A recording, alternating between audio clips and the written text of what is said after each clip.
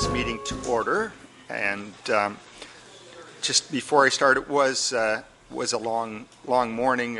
Dr. Mazza, if at some point you need a 5-minute break to use a washroom, or please just let me know, and we'll recess at that time.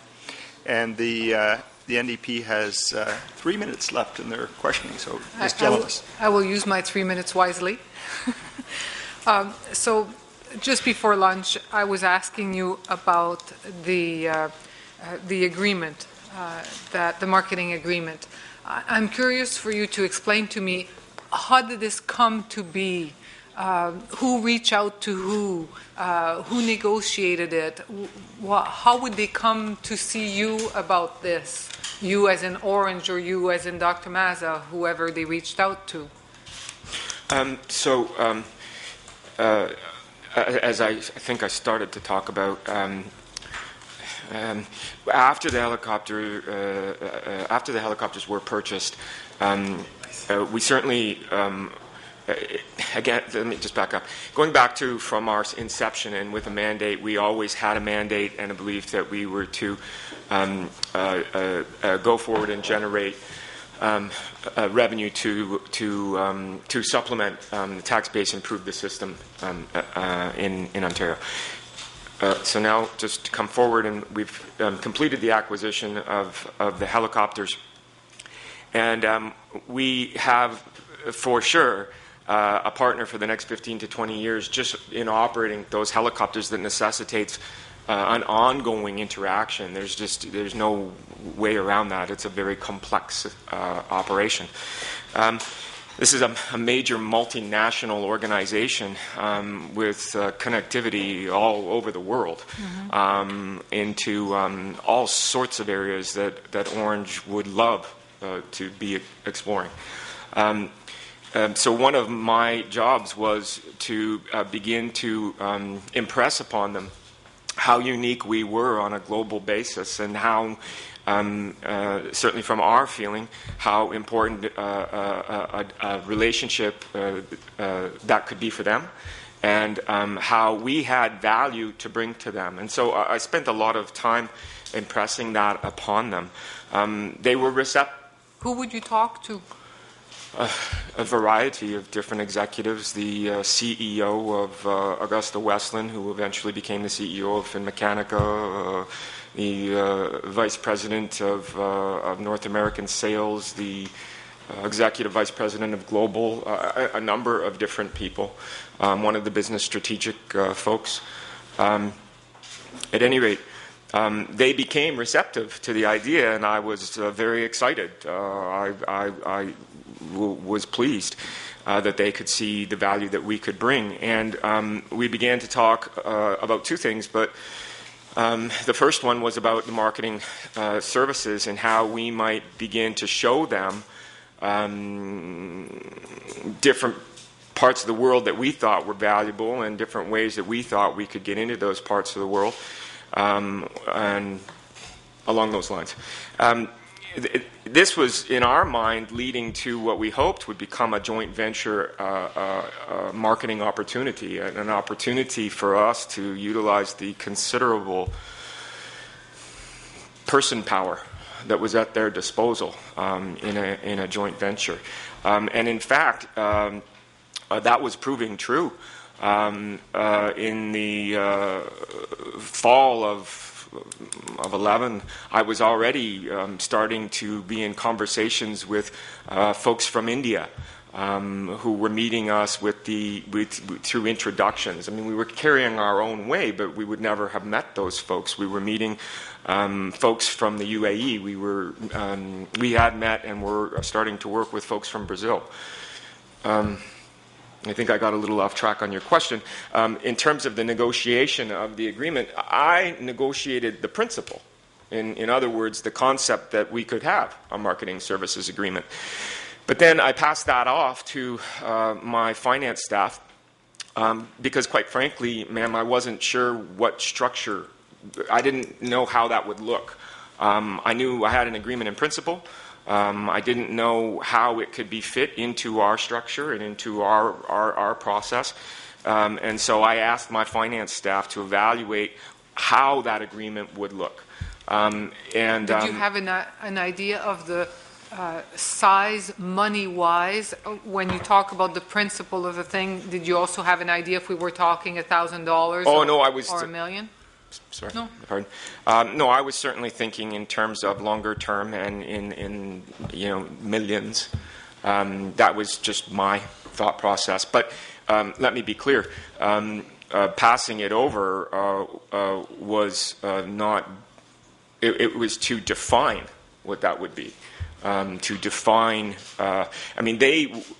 Even though I was going to my finance and legal and saying, how can we structure this? How can this work for us? Does this work within the charitable component, or does it work within how do we do this? And my finance people went off to evaluate the deal and to evaluate how it would work for us. They were very clear. They had to do the same. Sorry, continue. Sorry, and they had to do the same and evaluate how they wanted it to look.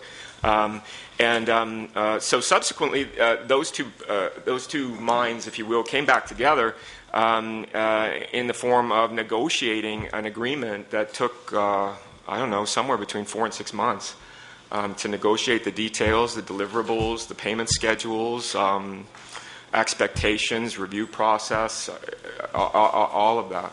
At the end of the day, not only did this have to pass muster in our finance department and our legal department, who had to agree that it was important to do what was appropriate and what was within our regulatory framework. It had to be accepted by the board of directors, the Orange board of directors, but it also had to be accepted by the oversight processes of not only Augusta Westland but Finmeccanica.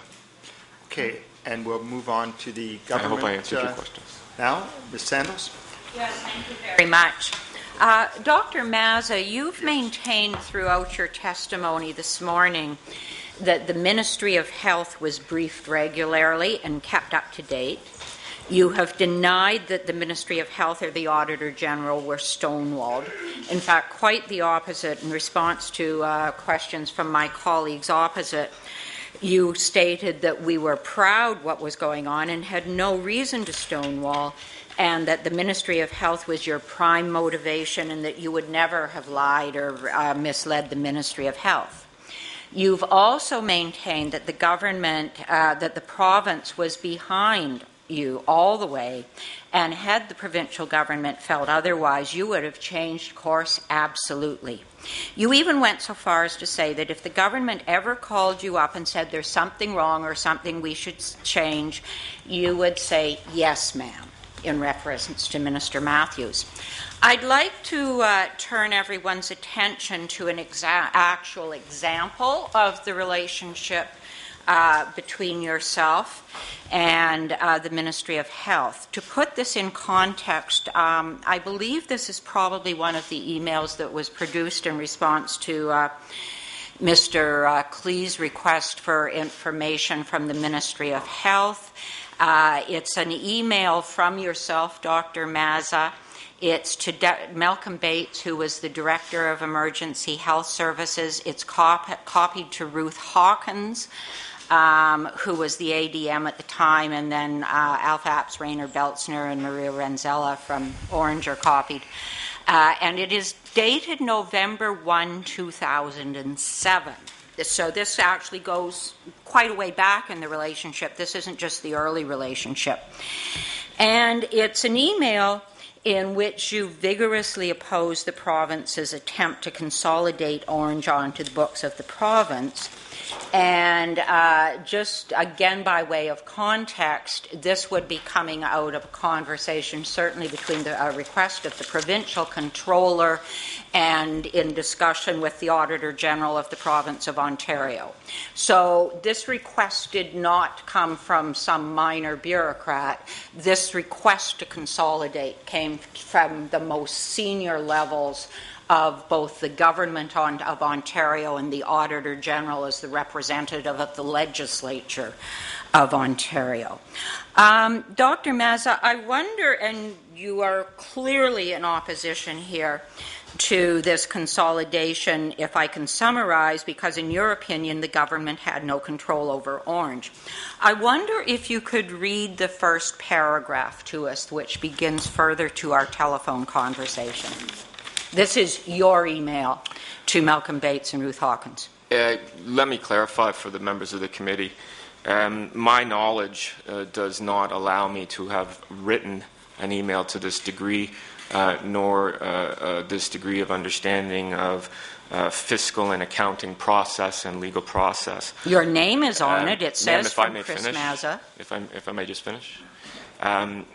It comes from my office and from my email. Yes, ma'am. I am familiar with the contents.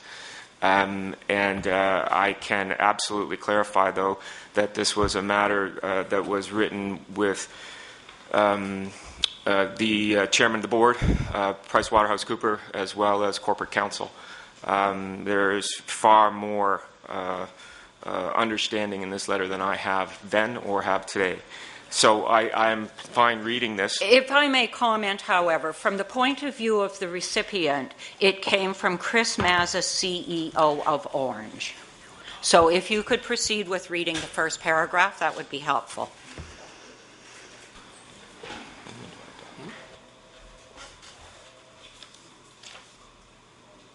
This is part of the public record now because it was disclosed by the Ministry of Health. That's fine, ma'am. I'm merely pointing out to the committee this is not my style of writing, nor is it my tone, nor is it the way that I normally communicate. And I would urge you to look at the way I communicate as a means of backing Very that well. up. It is from you. That's Further the way to our it is telephone voiced. conversation yesterday, I'm deeply concerned by and opposed to the sudden and overreaching proposal of the Office of the Provincial Controller to include Orange in the government's consolidated financial reporting exercise, which I became aware of only yesterday. This notion makes absolutely no sense having regard to A, the actual structure and business of Orange, including its relationship to the government, B, the original and continuing intent and objectives of the government in separating air ambulance services from the government in 2005 as communicated by the Minister and the Premier, and C, the strategic and business plans of Orange as it seeks to change the model for funding and delivering medical air transport in Ontario in accordance with those broader policy objectives. More importantly, given the public service accounting policies that are supposed to govern the question of consolidation, I believe a serious error has been made based on fundamental misapprehension of the basic facts governing the question. And if I could carry on down then in what are represented to be your comments under in paragraph A, the government has no authority whatsoever to appoint or remove these directors, refers to the Board of Directors. What purports to be your comments under paragraph B, the government has no ongoing access to the assets of the organization whatsoever and has never asserted such a right.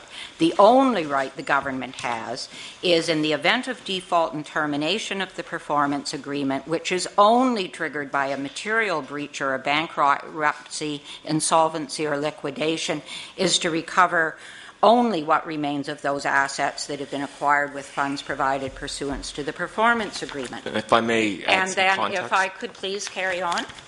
Again, purportedly your comments at paragraph C, the government has no responsibility whatsoever for Orange's losses. And further in that same paragraph, furthermore, the government has no jurisdiction whatsoever to direct the ongoing use of our assets. That is entirely the province of the Board of Directors and the management accountable to it. We have complete autonomy to decide how to deploy our assets. We have a contractual obligation to the government to deliver certain services within Ontario, and we are funded to deliver those services. How we choose to deliver those services most effectively and efficiency is in our discretion. How we choose to deploy our assets, both for our contracted responsibilities under the performance agreement and otherwise, is in our discretion.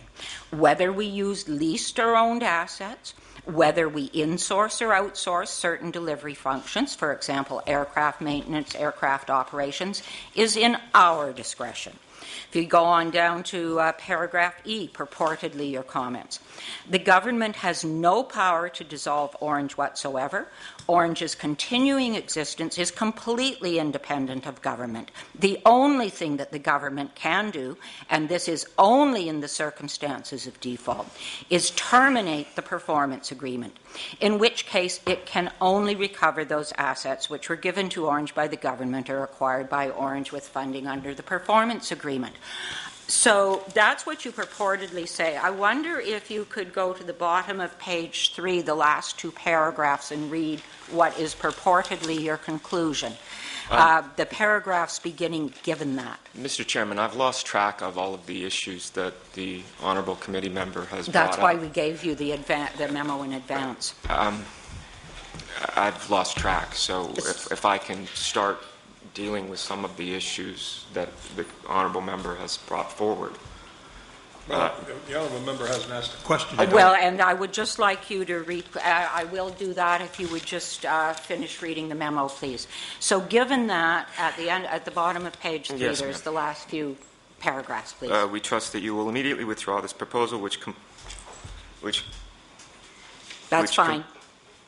which Just carry on. completely flies, but it says files, in the face of the public policy of Ontario in relation to its formation by the government in 2005. The fact that there is not one single indicia of control or even possible control that applies to Orange should be sufficient to persuade you that there has been a profound misapprehension of the facts, in this case by your office. We would like this matter resolved promptly and will be pleased to meet to discuss this matter further at the first mutually convenient opportunity. So if I may, I'm actually not quibbling over whether you wrote this or whether a lawyer wrote it. It's quite clear that a lawyer wrote it. However, it was the official correspondence that was received by the ministry on a very serious issue. Does it sound, from what the Ministry of Health received, like this is an organization that's working cooperatively and would never stonewall a government initiative? I think I brought this issue up myself with Madame Jelinas. So clearly I am of the position that this is an example of healthy interaction and debate, or I wouldn't have brought it up. I didn't know that you were going to bring this up, ma'am. I brought it up myself as an example of how I felt that Orange could have a difference of opinion and could enter into a healthy academic or otherwise debate and discussion. But in the end, the conclusion in this matter was that the consolidation occurred. And if I could give some background to this issue to the committee, when this first, and I maintain absolutely, and I am aware I am under oath, I did not write this because I don't have the knowledge to write this. This was a combined writing of the senior accounting financial authorities, both at Orange and the consultants at PwC, as well as corporate counsel, as well as the chairman of the board and the chairman of the finance committee. Having said that, the context and background of this issue was that when it first came to Orange's attention, there was great surprise and a lack of understanding. And when we pursued this issue with the Emergency Health Services branch on a verbal interactive basis, which was our tendency to pick up the phone and to engage in conversation, they too were mystified as to why we were being consolidated this year when previously we weren't. They did not understand why, and this is their accounting staff, could not understand why this was being applied. I'm not an accountant. I don't purport to be one. I am merely relating that our finance and accounting staff couldn't understand. The ministry's finance and accounting staff within the branch couldn't understand. When we went, my senior finance staff, as well as counsel, went to meet, I do not remember the name, of one of the senior accountants with the Ministry of Health and Long-Term Care. They indicated that in general, Controller's Office would pass around a list of companies or a list of agencies or organizations, or I don't know, that they would have to decide within health whether they should be consolidated or not, and previously it had been their opinion that Orange should not be consolidated. that the controller's office had taken a new position, and one that these accountants did not understand either. So in the spirit of those conflicting sets of information, the organization, wrote this communication as a means of opening the door to discussion. I think the points in this email were set out the way they are because, as I understand it, and this was what I was advised, these points are the points by which one tests control and therefore tests whether consolidation ought to occur. And so they were written in that way to identify that, in fact, it didn't mean the the accounting tests of control. The only other thing I would add, ma'am, is that if there was significant concern over the issues that were brought forward and the position that Orange had with regard to these various issues, I can tell you that nobody ever said, well, that's not acceptable, we're not going to engage in this, we're not going to have this type of relationship, we need to go backwards now and redraw the performance agreement. This was consistent with the performance agreement, and certainly it was a clear identification of how Orange understood. This document, by the way, preceded the 2000 the audit by the Ministry of Finance. So again, there was plenty of opportunity at that point to say, well, you know, if this is your interpretation of policy, we're not sure we agree with it. We'd like it to be another way. Those conversations never occurred, ma'am. Not to my knowledge. The question I asked you wasn't why did you write the memo. It wasn't who advised you to make these points.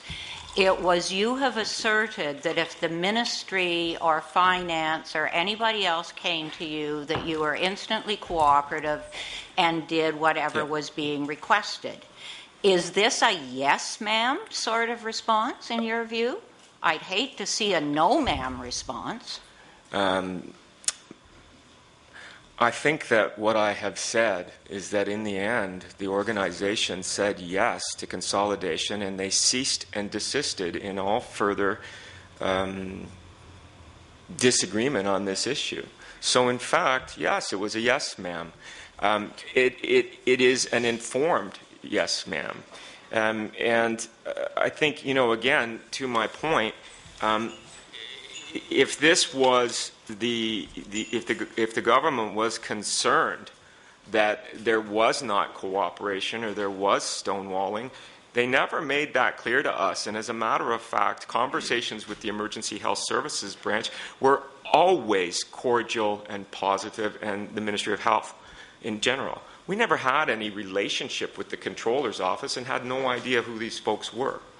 So at any rate, I'm sorry, I don't read, we trust that you will immediately withdraw this proposal as yes, ma'am. But let's now go to the substance. Why leaving the... Actually, it says, and we will be pleased to meet to discuss this matter at the first mutually convenient opportunity, which we did. We went on to meet formally with them.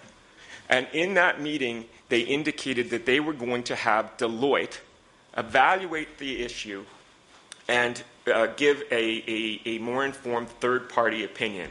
My chairman will testify to that, as will corporate counsel, and as will my finance executives who were in the room at the time. I was not there. Just let me, I'm sorry, ma'am, if I could just finish. The issue was left. We were waiting for a decision, for a statement that Deloitte would be looking at this issue, and we instead received a letter that we have changed our mind. We will not involve Deloitte. You are consolidated. That was the end of it. We never spoke of it again.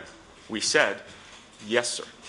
I wonder if we could have a bit of a look at, not the legal, because I agree with you, this is obviously accountants and lawyers who are writing.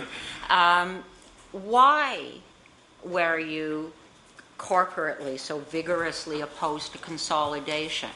Because consolidation, I guess as a government member who sits on Treasury Board, and the auditor will probably agree with me, is that consolidation is actually in some ways to the disadvantage of the government, because what it ends up doing is putting more debt on the government's books. It makes absolutely no difference in normal operations to the entity being consolidated that they have been consolidated. So it's normally really not of any interest to the entity being consolidated. It's just an internal conversation with the government. Is that correct, Auditor? I think essentially what the consolidation would do would probably bring on accounts of Orange, and especially they may have got wind that they were going to be borrowing $300 million, and that could have been part of it. But generally, it wouldn't be health that would kind of drive the bus on this one. It would have been the provincial controller's office that would basically drive that decision. They would come up with their assessment. Typically, then they would come to us and say, this is what we think on this new entity, Auditor. Are you on side with this? In fact, I, at a personal level, never had an issue with this. It was an accounting exercise for me. I had a chairman who was an accountant. I had a chairman of a finance committee who was an accountant. And they had an academic issue with this because they didn't understand it. At the end of the day, as I've indicated, they agreed to consolidation. But you asked why there was an issue. I believe it was an academic issue. And it had absolutely nothing to do with the future plan of spinning off various corporations and having a closer tracking of that. The various corporations and those that did not exist at that time, ma'am. Those were not even, they had not been contemplated. We were still busy trying to figure out how we were going to replace the antiquated infrastructure assets, how we were still in the process of trying to take on a former government union, how we were going to take on the CAW, how we were going to by take on, I mean bring them into the organization. We had a myriad of issues that we were struggling with. We certainly were not looking ahead at the more detailed elements that we eventually got to in terms of revenue generation. And you've said that you weren't trying to stonewall the Auditor General. If I could quote from the Auditor's press conference of March 21st when he released his report. He said, Orange was not all that cooperative in providing information to the Ministry. The Auditor said Orange deliberately did not give us what I would call a straight and fulsome answer all the time, and they really made it difficult for us to get all the information. That's what the Auditor has told us. Do you disagree with the Auditor?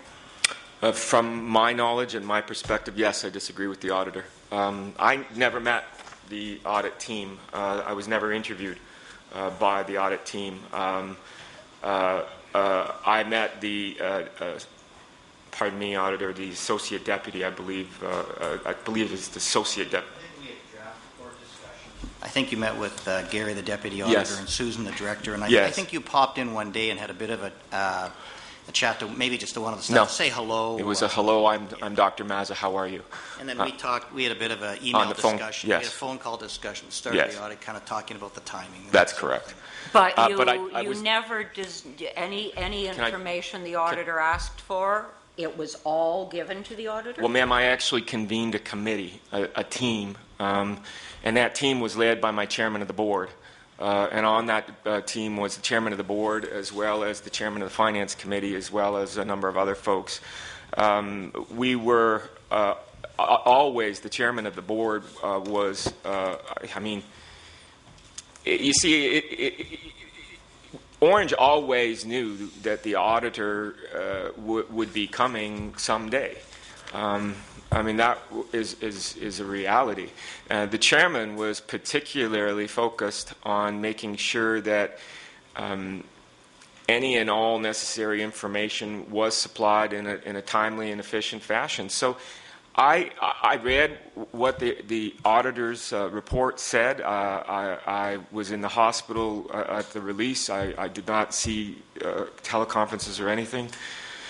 My understanding, certainly my direction, would have been to be cooperative and supply. My understanding was that they were provided with scads of paper and material, and I am not able to answer your question as to why there is that perception. I do not understand it myself. Again, we had a team. They were devoted. The chairman of the board and the board in general were very focused on in being cooperative. Somehow, I guess that got lost. We are out of time, so we'll move to... It's your position that you can take a few seconds off my next round. It's your position then that the chairman of the board, that is Mr. Beltzner, who would be the same person who apparently wrote this memo that says the government has no jurisdiction whatsoever to direct the ongoing use of our assets, that this same person was totally cooperative in turning over everything that the auditor asked for, even though the auditor says that that isn't the case. Just to make a correction, Mr. Chairman, I did not say that the chairman of the board wrote that. I said a team wrote that particular email, and that team was comprised of lawyers, accountants, and the chairman. And the auditor... Sorry, the email. Sorry, the auditor would like to clarify. I just thought it might clarify the cooperation. You know, on one hand, I'd have to say we eventually got almost all the information that we asked for. The difficulty was it just took a long time. It was a very arduous process, so what we would normally take, a couple of days, it often took weeks. Often they had to go back to the lawyer. It just took a long time. But on the other hand, at the end of the day, we did get virtually all the information we asked for, except we did have a scope limitation where we couldn't see anything on the right-hand side, all the for-profit companies.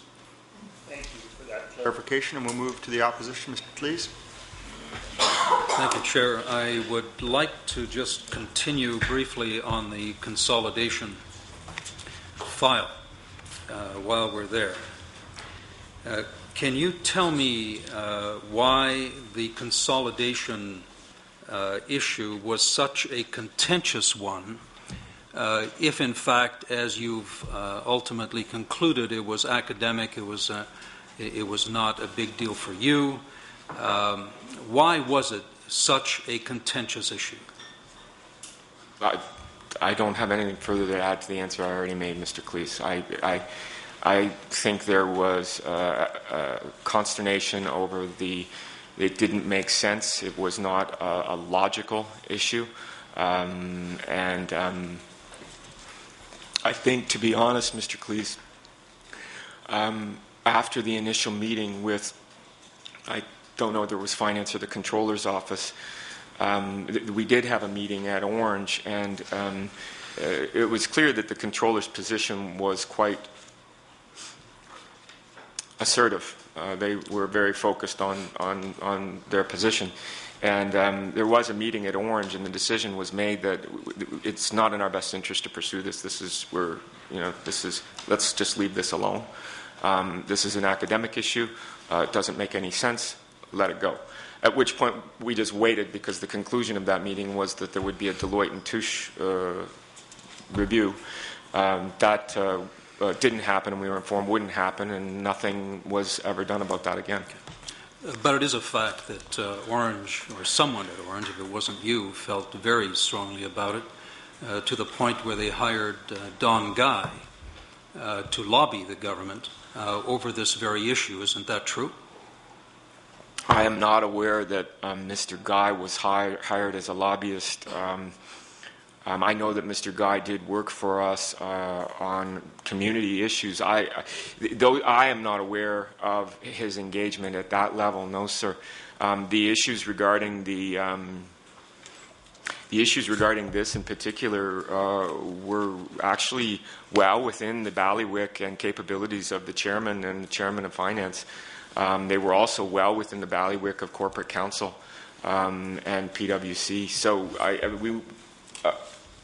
I remember Mr. Guy doing some work for us for a brief time, but I do not recall the details of that work. We have it on pretty good authority that he did get involved in this file, and he did make calls to the government to attempt to resolve this in Orange's interest, and obviously the rest is history. Speaking of letters, can you tell me who was really in charge at Orange? Because there is correspondence that is signed by someone who didn't write it. There are people like Mr. Navis, who signed letters as the chief operating officer, and Ms. Long thought that she was working for him, and while she was here, she testified that he was the COO. He came here, told us he never was the COO. All he did was, in fact, I don't think he remembered the letter that I showed him that he did sign. Who was really in charge? Who wrote whose letters? What can we rely on? I mean, it sounds like Keystone Cops. When you look at it from a distance, who knew what was going on? Who was in charge of what? You tell us you don't remember, and I don't mean to be insensitive. I understand you've gone through a difficult time. But we're discussing serious issues in a very major agency that, yes, was independent, but had the responsibility to deliver essential emergency health services in our province. And we have nothing but contradictory stories about what went on, and you, sir, don't remember. How do we get a handle on what's going on here? As I've said over and over again, I am, to the best of my ability, trying to recall and provide you with as much information, Mr. Cleese, as I can. We are going back many years in some of these things. Regardless of my recent health history, I think it's difficult for many of us to remember back that far. In addition, I have no access to any material that I would normally have had access to. In answer to your question, Mr. Cleese, I was in charge. I was the CEO. I am accountable for that. But I was also accountable to the board of directors. I worked for the board of directors, and so inevitably the board held the overall authority at Orange. I am accountable for the actions and endeavors that we went forward on. As I've said to the committee, I believed that we were doing excellent work. I believed that we were doing good work in the interests of the province. I believed that we had the support of the province. But I guess my answer to your question is I was in charge. Okay. I had a letter handed to you that all the committee members already have in their files. It's the now famous January 19th, 2011 stakeholder briefing letter that was sent to Minister Deb Matthews, and that was subsequently followed up with an in-person briefing. It was copied to you, Tom Lepine, and your board directors, and 11 key government players, including the Premier's principal secretary and the who's who of finance, health, and economic development. So you have that in front of you. Yes. No one remembers reading this letter. We've examined people here over the last number of months. We show them the letter, and they recognize their name as being copied. No one's read it. Yes. And the letter was signed by Rainer Beltzner. Yes, now, sir. my question to you is, who wrote it? Again, this would have been a team effort, sir. It's quite a lengthy letter. It would have been written by Mr. Beltzner, as well as council would have been involved. It would have been a team production, sir, and it was signed by the chairman as the overall authority of the organization. Okay. The letter makes some very bold statements. One of those statements is, Orange is seeking nothing from the government except to make it aware of what it has done and is intending to do. Sure. Excuse me, could you give us a page number, Mr. Cleese? Yeah, actually, that's not a very relevant part of my question, but I will give you page 19, which is where I'm going with this. And on page 19, the letter informs the government of the new business ventures and how those are going to be financed. And interestingly enough, it has a paragraph here under paragraph 8 that refers to development funding, because clearly everyone would be interested to know where the funding was going to come from for these new business ventures, these not-for-profit ventures. I'm going to help you, sir. I'll read this into the record myself. And it starts with the development of the new business ventures, I'm quoting now, over the period from April 1, 2010 to December 31, 2010, at an estimated cost of $2.7 million, was accomplished entirely through the use of proceeds of a marketing business development agreement with Augusta Aerospace Corporation, pursuant to which total funding of almost $5 million has been provided for business development purposes, including the creation of a business plan. This agreement was entered into in 2010 in recognition of, and number one, Orange's expertise in aeromedical transport, generally including the intellectual property associated with its design of the medical interiors for the new rotary wing aircraft acquired from AAC. And two, in consideration of Orange's agreement to allow that expertise to be used in assisting AAC in penetrating a larger share of the global aeromedical rotary wing transportation market. End of quote. I wanted that on the record because this is a briefing of government. It is directly referring to the Augusta marketing agreement, and it's saying that the $5 million that had already been paid by that time was as a result of Orange's expertise and intellectual property associated with the design of the medical interiors of those new helicopters. And what we know is that those medical interiors were a disaster. They didn't work. In fact, it was only a matter of time, very shortly after they were installed and those helicopters were delivered, that paramedics started to complain about the fact that they couldn't even perform CPR. And now we're told by Orange there's a temporary fix on those medical interiors, and they have to spend millions to retrofit those helicopters. So my question is this. Apparently, Augusta felt that they can pay the $5 million or whatever, it says $5 million here, to that point. And they're relying on Orange's expertise for designing medical interiors, which, quite frankly, you couldn't sell to a cabinet maker today. I'd be interested in your observation. I would just point out Orange's expertise in aeromedical transport generally, and then including. So the aeromedical interiors was one aspect. The letter is taking a whole raft of aspects under generally that it's not mentioning in here. There is a tremendous number of issues. I'll speak to the interiors in a moment, but I think that if it's acceptable to the committee, I'd just like to provide some context on medical interiors in general. It seems to have been a bit of a hot topic here. Actually, if I might, with your permission, we can work together on this.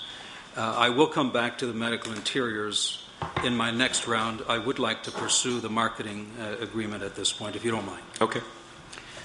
And so I just found it somewhat passing strange that the expertise of Orange would be focused on the medical interiors, which I think we all admit today is really not the fact. But on the marketing agreement... Sorry, I don't actually acknowledge that the interiors are terrible. So okay. If we're going to discuss that, I just leave that on the record. With all due respect, Transport Canada has made this statement. It's not my statement. Transport Canada forced Orange to retrofit Transport Canada is saying they will not approve those helicopters for air ambulance service unless they get it fixed. So whether you think there's something wrong with it or not is really quite irrelevant. No, sir, I didn't say there's nothing wrong. What I said was that they are not completely terrible and not fit for a cabinet maker. So I think that they have a number of positive aspects associated with them. I think that there are some challenges, and if you want me to wait to your next round, I'm pleased to do so. Okay. How much did we pay for those while we're on the topic anyway? 6.2 million? You're going to tell me that I don't recall again, but, sir, I don't recall. Okay, It's been a long time. I think it was around $6.2 million. And I think it was probably... I think one would expect that when you're paying $6.2 million for a medical interior of a helicopter that should be able to allow a paramedic to do CPR, we would expect it not to be partially okay, we'd expect it to be perfect. Mr. Chair, if I can just respond. You can take the time to respond to that question. Yes, I mean, I can't leave that. I only need to provide context first, and the context is of the previous interiors on the Sikorsky 76, where, Mr. Cleese, you couldn't intubate a patient. So, in my medical opinion, and as an expert in transport medicine, I would suggest that the control of an airway and the intervention on an airway is actually far, far more critical than the issue you speak of. It's not to say that CPR on board a helicopter isn't critical. Obviously it is. But the other interiors with which we had survived for many, many years had an inordinate number of problems associated with them. One of my greatest concerns as a transport medicine physician was that I couldn't put the patient on board the helicopter if I even suspected that they might get into airway trouble, because I knew that there were no effective means to intubate them. What's more important is that in order to care for the patient on board the old helicopters, paramedics pretty much had to take off their seatbelts, get out of their chairs, completely avoid all safety precautions in order to care for the patient. What I also know is that as we went forward into new interiors, we were focused intensely on making what we felt to be a world-class interior that would allow for the transport of the critically ill safely and effectively. We engaged a committee, a group, a multidisciplinary group. We asked the union to nominate two members from the union in rotor and in fixed. We asked the medical advisory committee to bring a doctor to the table who would go. We had the aviation department put an aviation expert on the team. And we had an administrator as well as an operations person. And this team went to the manufacturers and worked with the manufacturers on trying to design a safe, effective, and appropriate interior using mock-ups. They didn't just draw it and come up with it. They actually came up with initial thoughts, concepts. The engineers put them together in mock-ups. And then they went through scenarios, scenario after scenario after scenario. When they came back, the engineers then put all the changes into place, and the team then went back again. This process took the better part of a year just to get the design. They then made the changes that the team felt were necessary, and eventually the team signed off on the interior saying that they were happy with it. I became aware of a problem with the interior only after the introduction of the London helicopter. At that point, a scenario had come up that indicated that there was a problem. The scenario was, I don't recall what exactly, but the paramedics were concerned. I made the issue known to the chief operating officer at the time, Mr. Lupine, and I was assured that this was an educational issue. That the paramedics were just learning how to use the interior appropriately. I then had a board member who was doing educational work in London hear the same thing from medics, and at this point I indicated to the chief operating officer that I needed him to convene a focused committee to address this problem urgently. I believe that the chief operating officer did so. He did so in concert with aviation, and they began to work very diligently on trying to fix the issue. Acknowledged there is an issue with the interior, but I'd like to be very clear with the committee that it was certainly not through lack of effort in trying to get the right design. Chair, I'd like you to ascribe that amount of time to yourself, please. I'm sorry, I didn't hear what you said. Oh, no, it's nothing to do with you. I'd like to follow up on the marketing agreement and an issue that was raised earlier with regard to a conversation between Rick Potter and this committee, in which Mr. Potter made it very clear that he, in fact, had negotiated down some $10 million in costs that Augusta wanted to assess. And he made it very clear to this committee that he came back thrilled with his success. And to quote him, he said, here's what he said. What I said to Chris, this was following his meeting with you where he told you that he had been so successful in negotiating down this additional cost. He said, what I said to Chris, and I'm quoting, what I said to Chris, and I'll paraphrase for this committee, was, quote, are you freaking crazy? Now that was his opinion of you as the CEO saying, thanks for negotiating down $10 million. There are things you're not aware of. Leave it to me. The next thing you know, Maria Renzella was given instructions to paper what was subsequently referred to as a marketing agreement, of which we all have copies. It's ironic that the amount of that marketing agreement was very similar to the amount that Mr. Potter had negotiated down. You seem surprised. That is a fact. Now, for many of us who have some experience in business, it seems passing strange that one of our employees would come into our office and say, guess what, boss? I've been able to save the company $10 million. And the boss turns around and says, well, thanks, but no thanks. I'd prefer to pay this. And then a matter of weeks later, the executive, a number of the executive at Orange, are in conversation about how odd this is, and Maria Renzella is challenged with the responsibility to paper that deal. Now, I've heard your explanation, but I frankly don't accept it, because there are far too many facts that align here, not the least of which is that Finmechanica, which is the parent company of Augusta, has been caught in negotiations of bribery, of kickbacks, on the purchase of aircraft. One example of that is widely reported in the media was the sale of 12 helicopters to India. And you should know about that. Can you tell me where the former chairman of Finmechanica is today? Mr. Cleese, I don't know where the former chairman of Finmechanica is, no. Well, I do not know. I don't know who he is. I've never met him. I don't know where he is.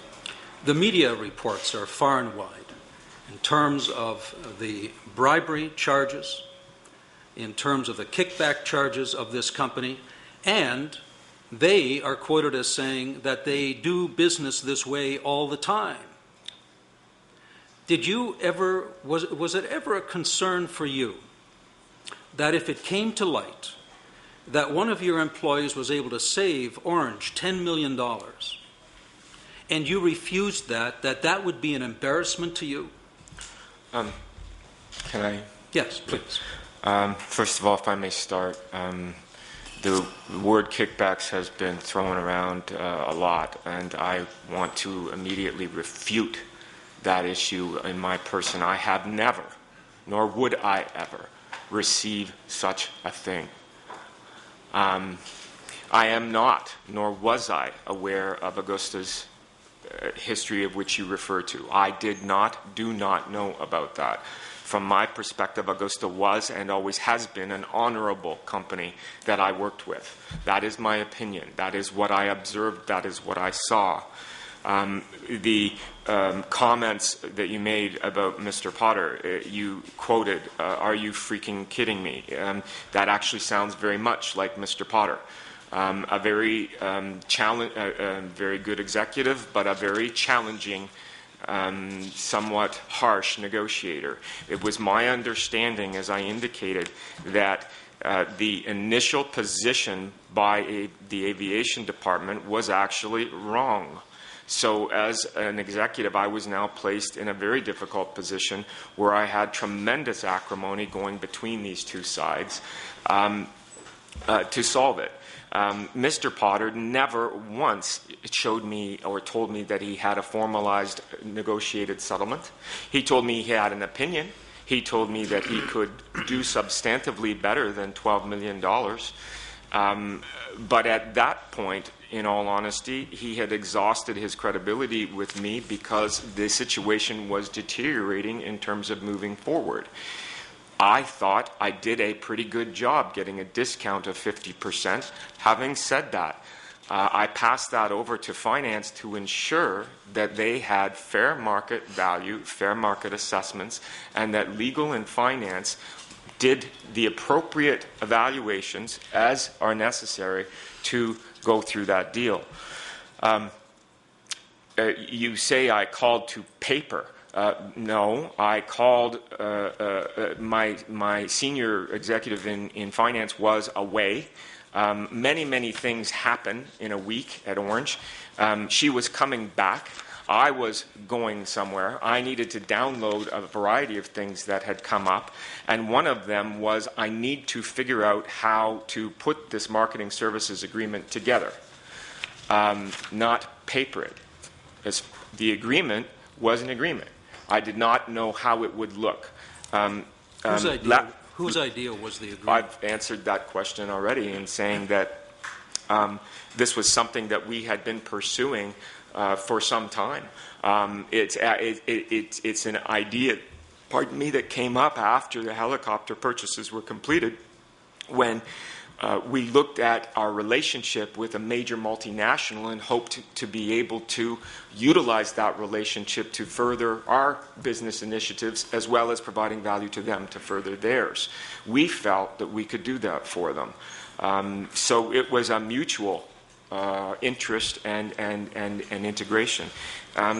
There is one other item, though, and that is the following. In all of these agreements, in all of these issues, finance, counsel, accountants, consultants, the board of directors were all involved. And if you think for 1 second that if anybody had said there was something wrong with these agreements that I would have gone ahead, then that is absolutely incorrect. Okay, and if you're just about done that answer, we'll move on to the NDP and Ms. Gillis. All right, thank you. Just to close up on the marketing service agreement, you describe Augusta and their mother company as you trusted them. You found that they were a good partner to have, saw opportunity to leverage that partnership for the good of all. They never offered anything that could have been seen as illegal. They never offer or talk to you about possibility of giving money someplace, somewhere, somehow? The only conversations we had about money with Augusta were about paying for the original helicopters, creating a marketing services agreement, creating a joint venture in marketing, and a donation to the foundation. Those are the only conversations that I certainly ever had or was aware of. Yes, that's to the best of my knowledge entirely accurate. Again, I emphasize, I am not aware of any negativity surrounding that company's aura. I did not know. NP for the upgrades. I said, sorry, I missed the upgrades as well. Yeah. When was the last time you talked to anybody from Augusta? Oh, not since maybe the beginning of the new year. After I left Orange, just in an email saying I was on medical leave. Okay. Dr. Mazza, there's been some concerns raised.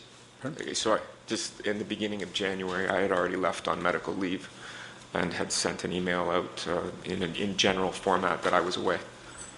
There was no reply. Okay. Doctor, there's been some concerns raised about a culture surrounding those who come forward with concerns or issues, whistleblowers. There's been some issues that people noted some problems with Orange and wanted to raise those concerns but were not treated properly.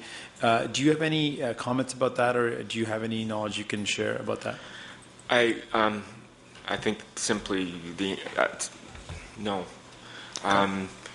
I believed I had an open door policy. I know that my chairman of the board had an open door.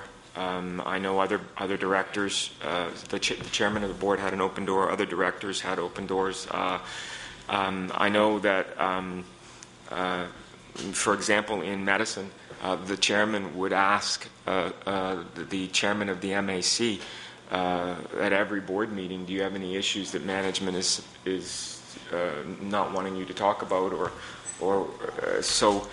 I have heard that said, Mr. Singh. I'm not able to explain it. I've also heard said that there was a culture of fear. I don't have any explanation for that either, sir. Okay. I know that we had a high performance culture. I know that the culture was driven and obsessed about goals and focused on deliverables. And perhaps that's frightening for some folks. Well, thank you for that. Jacob Blum testified, and I'm not sure, were you able to hear or read some of his testimony? No, sir. He testified in one part of his testimony that there were some concerns that he started seeing in Orange, and he raised those concerns with people from the ministry. Did he raise any concerns with you about the direction that Orange was headed? And were you aware of his any kind of conversation he had with the ministry about concerns that he had about the direction that Orange was going in? No, sir. Okay. When you indicated that you wanted to internalize the fleet, the aircraft in Orange, as a new direction, the ministry was aware of that new direction that you wanted to go. Is that correct? Yes, sir. And when you told the ministry of your decision or your desire as an organization to move towards owning your own fixed wing and rotary wing aircraft, did the ministry approve of that decision? They had no concerns. No concerns were raised? No, they were supportive. Yes? I don't know. I don't want to. There is some context behind this insourcing of aviation that might be helpful. No, I think we'll go into that. Okay. I think some of the context you've brought up in terms of the lack of quality aircraft and the third party and other issues. There's a number of issues. There's another issue. Specifically with the helicopters, when you advised the ministry that you were going to purchase helicopters, did the ministry say, listen, we can provide you with some expertise? The Ministry of Natural Resources has a number of, they've had some experience purchasing helicopters. Was that ever provided to you? No, sir. The ministry was very supportive of our decision to acquire helicopters. And in fact, the director said, that's fantastic. This is a good example of why we did this in the first place. We could never have done this within government. This would be too difficult. We would never have been able to get this. And no, the Ministry of Natural Resources was never offered. In the design of the requirements for the helicopters and the score sheets, etc., Canadian Helicopters expert staff were involved, as well as some consulting folks that we brought in. Okay. Were you aware, just changing track somewhat, were you, yeah, go on. I'm interested by the comment you just made that this is fantastic. This is why we went the way we went with Orange at arm's length and setting up the for-profit. We would not just for at profit. arm's length. Yeah. And this is why we would have never been able to do this within government. Who made that kind of comments, and when were they made? It was Malcolm Bates, and it was on and around when we were going forward. They had also been very frustrated with their inability to replace an antiquated infrastructure, and he was referring not so much that it wouldn't be something that would eventually be done, but rather that the process involved would be so exceedingly difficult that this is why you had an arm's length organization. And probably more importantly, what he was referring to, Madam Jelinek, was that in his organization, he was forced to short-term plan. You can't short-term plan in transport medicine. It can't be done. That's how you end up with antiquated infrastructure and no capital asset replacement plan. So I think that was what he was referring to in his comments. Okay, just my colleague asked you about Jacob Blum and if there was any concern that he had brought to you. When Mr. Blum was here, he related to us the story of going to visit the speedboat that had been purchased and how he thought that was inappropriate.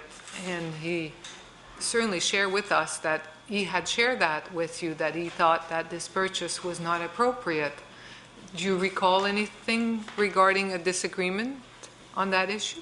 I recall that Jacob was not supportive of the boat that was purchased, but that was not, I thought you were referring to directions in general, but that was not the reason, that was never a reason for his changing his career direction.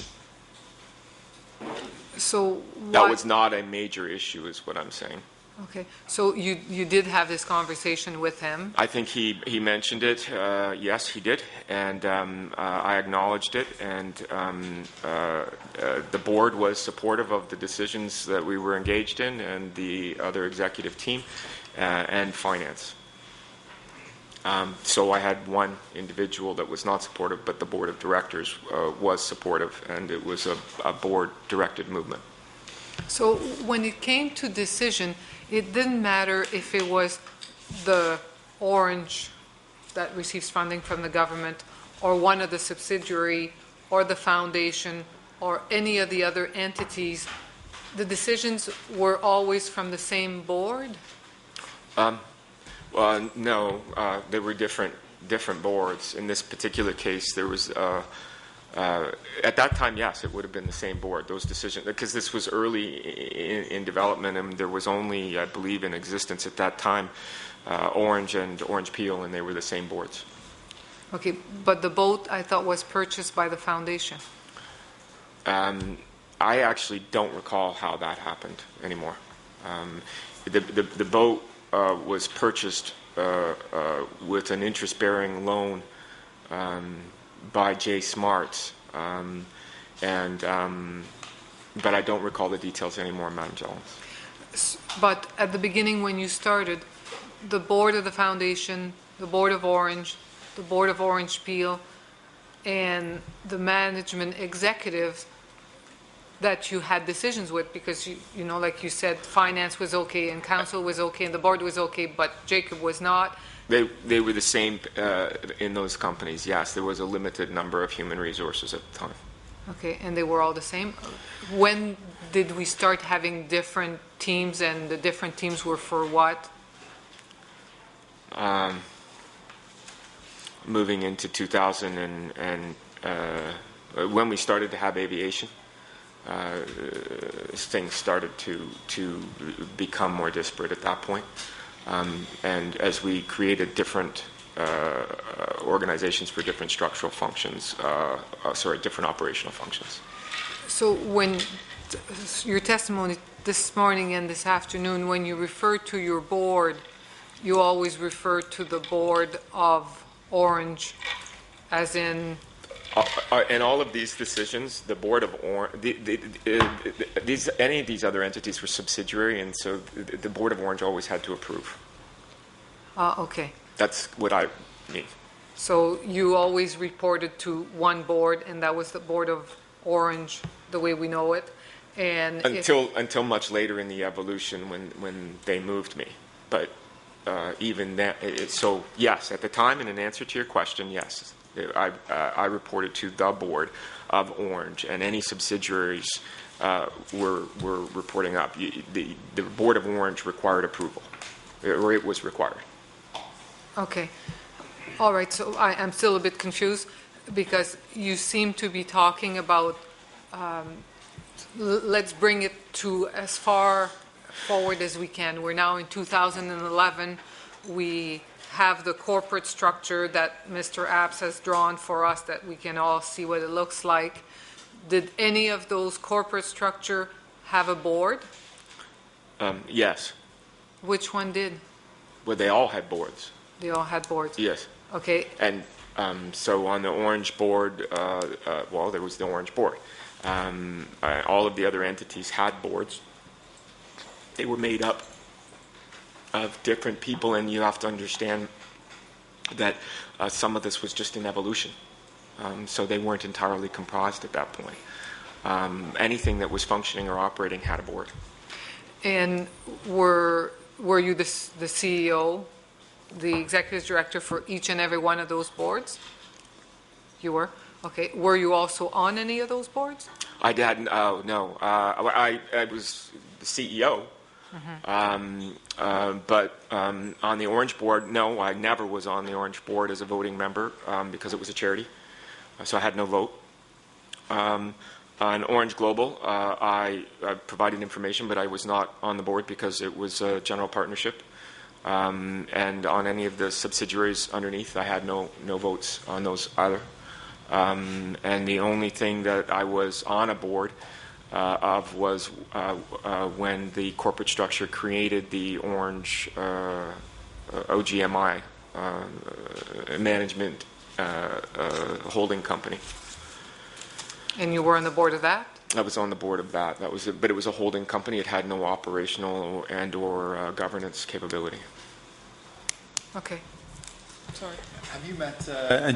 Do you recall who Keith Walmsley is? I'm sorry? Keith Walmsley. I know the name, but he worked at Orange. I only know the name.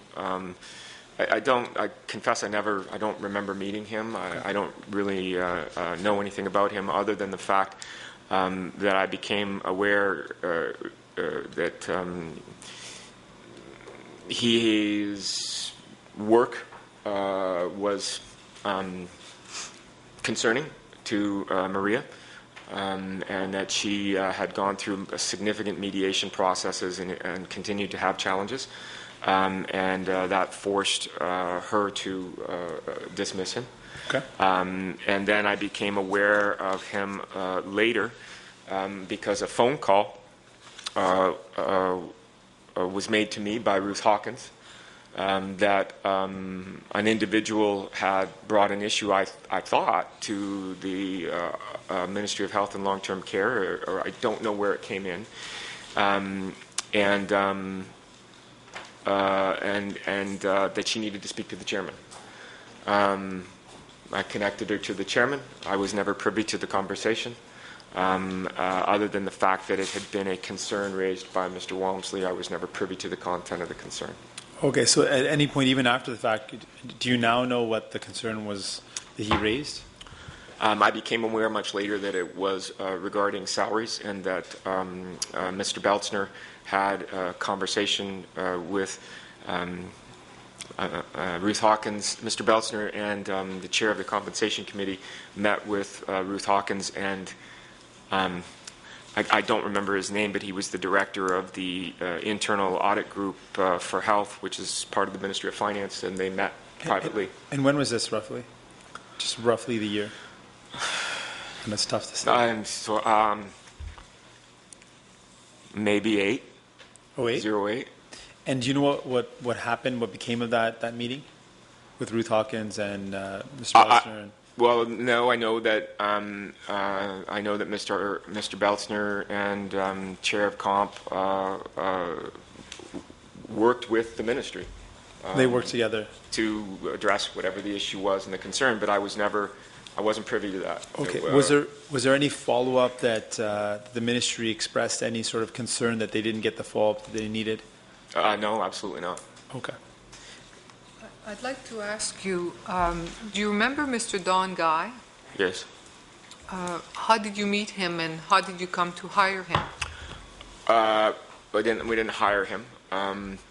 I came to meet him through Catherine Roseborough, who was had come to me after Jacob had moved on, and she was hired to work in a combination of legal and regulatory affairs, and there were. Again, I do not recall the details of why, but there were a number of challenges that we were trying to communicate and figure out how to communicate. And for a very short period of time, Don provided some consulting expertise to Catherine's group. I've only met Don on maybe one or two occasions. So it was a brief time. So Catherine already knew of Mr. Guy? Yeah, I believe so. Okay. And did you know the position that Mr. Guy had within the Liberal Party? Afterwards, I knew. And do you know what it is? I don't know today. I knew it was that he was previous Chief of Staff to the Premier. Correct. And do you know how Catherine, the services that he provided for Orange and to Catherine's group? I don't recall. No, I don't recall. As I said, I think there were a number of projects and trying to find ways to communicate some of the challenges that we were facing at the time, but I don't recall, Madam Jones. Okay. Mr. Guy was prepaid for his services. Would you know if that was standard practice at Orange, that people would be prepaid for? No, actually, I would suggest that that's counter to what Orange would normally do. You would provide the services and you'd be paid afterwards. Okay. And would you know if Mr. Guy ever helped Orange get the ear of the government in one way or another? You know, it's certainly not my... I never reached out to Mr. Guy. And so from my own personal perspective, I would have to answer the question in the negative. I am not aware that, I know that I did not, and I'm not aware. Getting the ear, I guess I don't really know what that means. Sometimes finding the right department or who to talk to in the bureaucracy, people like Mr. Guy, I'm sure, can help. But in terms of getting to an actual elected official, no, I'm not aware of that. Okay. When was the last time you communicated with Mr. Guy? Years. Years ago? On a personal basis? On any basis. When was the last time you talked to him? No, that's what I'm saying. Like I haven't talked to Mr. Guy, and I don't remember. Okay. Quite some time. Okay, no problem. And you explained to us that it was Fasken who recommended that you start doing business with Mr. Apps regarding your corporate structure. Yes. Can you explain a little bit more to us as to how did Mr. Apps start working for Orange, with Orange? Well, we were trying. We had a charitable entity, Orange, and then we had the for-profit entity, Orange Peel, and as we were moving forward, we were very, very aware that we were not to use grant funding in any business development, and yet we were to develop businesses that would generate revenue. So our structures were definitely challenging. We were moving forward to try to attract we thought we would try to move forward and try to attract institutional investors. And our corporate counsel at the time, who was always our principal corporate counsel then, Cindy, said that Alfred might help us both with structural and trying to understand the institutional investor world. And that's how that introduction came about. Cindy brought Alfred in to fulfill that role while she continued to be our primary corporate counsel. All right. And about when did you find out that Mr. Apps had been president of the Liberal Party? I actually don't recall when. I think it was, quite honestly, when I was trying to get hold of him about an issue, and he was always back and forth between Ottawa, and I asked why. And that's when I became aware. Okay. When was the last time you communicated with Mr. Apps? Not since I left Orange. So in November last year, December last year? Oh, sorry. I did read his report, which was sent to my counsel, but I have not communicated with Mr. Apps since December of 11, the beginning of January 11. Okay. I've told you that you've told me that it was not the practice of Orange to prepay for services. Any idea why it would have happened in the case of Mr. Guy? No, I don't. No, we don't really know why. I don't. Okay. Did you want to? Sure. Just going to turn your attention to the Myers-Norris Penny that audit that was done. The report took some time for it to come out in its entirety. Did ministry officials come to meet with you or anyone at Orange to discuss some of the findings of that report and say, listen, there's some the issues that the auditors have found, and let's work on fixing those? Well, yeah, there was a committee that was formed to address the issues, and the Ministry, Emergency Health Services branch, and Orange were working on those issues. And can you give me an example of some of the issues, like for example, perhaps one example that was raised in one way that it was fixed? Any example you can give? Okay. One of the concerns that they had was that our communications were informal. And so that although we had regular, daily almost, and that's absolutely accurate, almost daily conversations with multiple persons at the branch,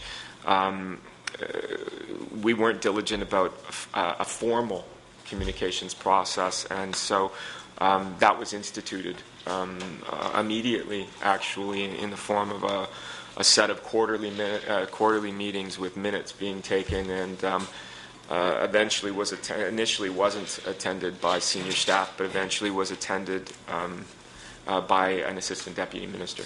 Do you know if, so that's very helpful, do you know if all or a majority of the recommendations that were made were actually implemented or followed through on? I'd have to answer that. I don't know now. I haven't seen the report in a long time, and I don't remember. It looks like the Auditor General, in his report, found some of the same problems that the NP report had found, and kind of commented on the ministry and the ministry's responsibility to obtain certain information. I'm just going to read from his report. It says, the Auditor General said in his report that they should ensure compliance, and quote, the end result will be improved care, improved access to service, increasing effectiveness and efficiency of delivery of service, and the assurance of greater fiscal and medical accountability. So did the ministry on a regular basis obtain even basic operational information about what Orange was doing on a day-to-day basis on operational level in terms of the aircraft, the rotary wing, fixed wing, and what was going on? Mr. Lapine dealt with all the reporting aspects of the performance agreement, and those reporting aspects were followed diligently. I mean, everything that is outlined in the performance agreement we reported on. Items outside the performance agreement, I'm not aware that we would have reported on or were reporting on them in a formal basis. We would have, if asked, reported on any number of issues in terms of flight volumes. I believe the auditor made mention of, or a number of specific operational variables. But I am not aware of being asked for that ever. You have a minute left. Hey, Mr. Chair, through you to Mr. Singh, please. May I know the pages you're reading from, sir? Oh, it's not a page of anything. It's just some of my own notes. Oh, I'm sorry. I thought it was the actual report. No. So given the fact that the MNP report indicated certain things that the ministry could have done, the Auditor General also commented on the ministry's failure to fulfill their obligations under the performance agreement. Why do you think, in your opinion, the government is arguing that the performance agreement itself was faulty? Given the fact that the ministry themselves, are responsible for not fulfilling their oversight role. I don't know. It's fair. I don't know either. Okay, thank you very much. Then we'll move on to the government. Then, Ms. Sanders. Mr. Chairman, would this be an appropriate time for a short break, please? Yes, it would be. We'll take a 5-minute recess. Thank you.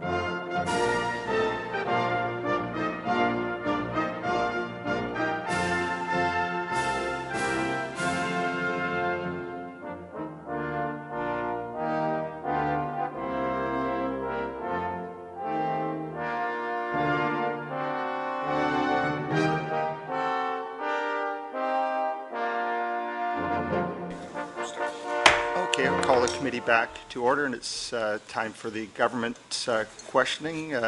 And who would like to do that? Yes, thank Ms. you. Sandals. Thank you, Chair.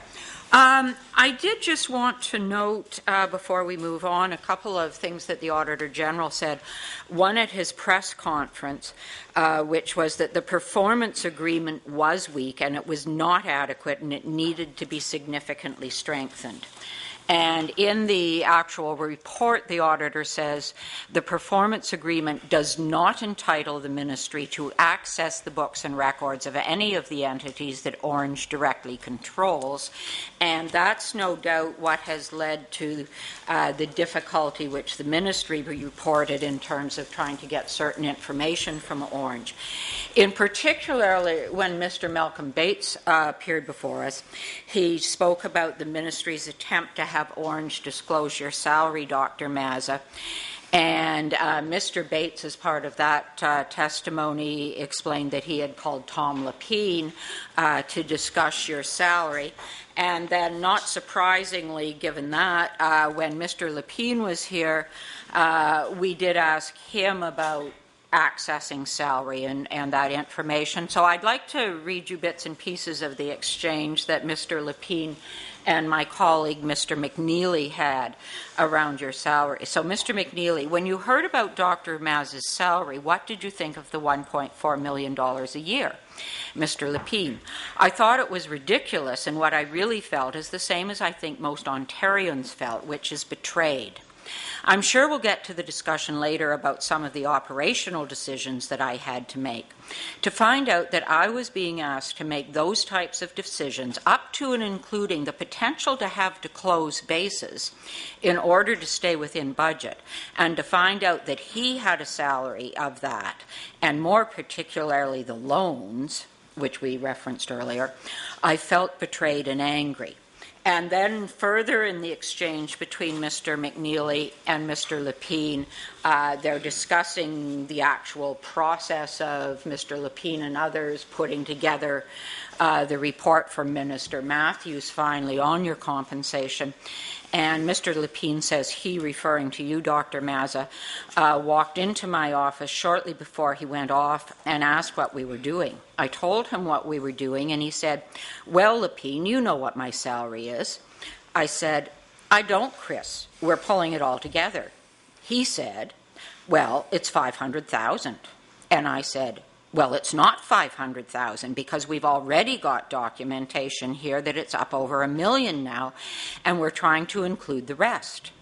And he said, that is you said, Dr. Mazza, "Well, the rest of it goes to my private corporation." And I said, "But it's paid through taxpayers' dollars, Chris.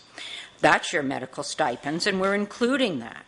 So the question is, Dr. Mazza, given this exchange, is it true that you were still telling Tom Lapine not to disclose all of your compensation, even when Minister Matthews explicitly asked for it? Ms. Sandals, in fact, the conversation is inaccurate in some degrees. My salary was $500,000. That is an accurate statement, and it is correct. What Mr. Lapine failed to disclose in that set of comments was that my chairman was in charge of that entire process, which was why I was unaware as to what anyone was doing in that office at that time. Nothing I said or did had any bearing on what Mr. Beltzner decided to disclose. I had nothing to do with it.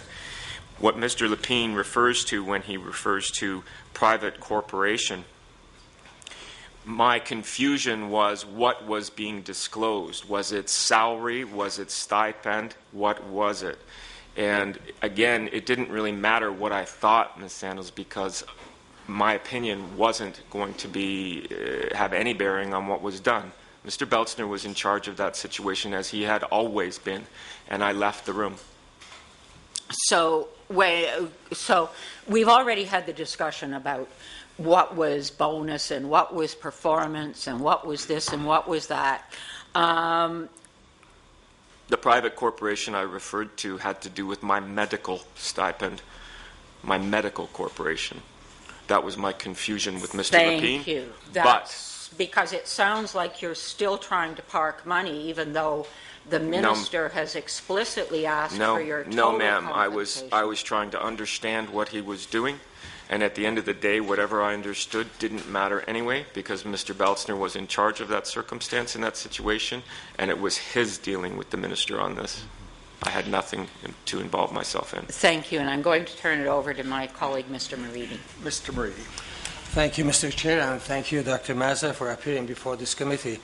Dr. Mazza, it has been said that the idea to create a province-wide air ambulance services was your idea. Is that accurate? I think that I had a vision of a system of transport medicine that would benefit this province and its people, particularly since what was happening in healthcare was the regionalization of highly technical, very demanding, and very expert services. They were being regionalized, and yet there was no means for the people to be accessing those regional centers in an efficient and effective manner. I had a vision that instead of a fragmented and disparate, very dysfunctional system, that we should move towards a consolidated single transport system that would be able to connect the various places in the province with the regional centers of excellence that were being designed. When did you come up with this idea, Dr. Mazza? I trained in emergency medicine through 1989 and 1994, 95, and 95, 96, I began to be increasingly exposed to transport systems and transport medicine. I fell in love with the idea that you could bring the hospital to the patient, that you could improve care and allow systems of healthcare to evolve that would be able to get better for less through volume principles. The idea evolved over the years, and I didn't really come to a clear assessment of what it could be provincially until well into 2004. Did you ever talk to your idea to a Minister of Health at that time?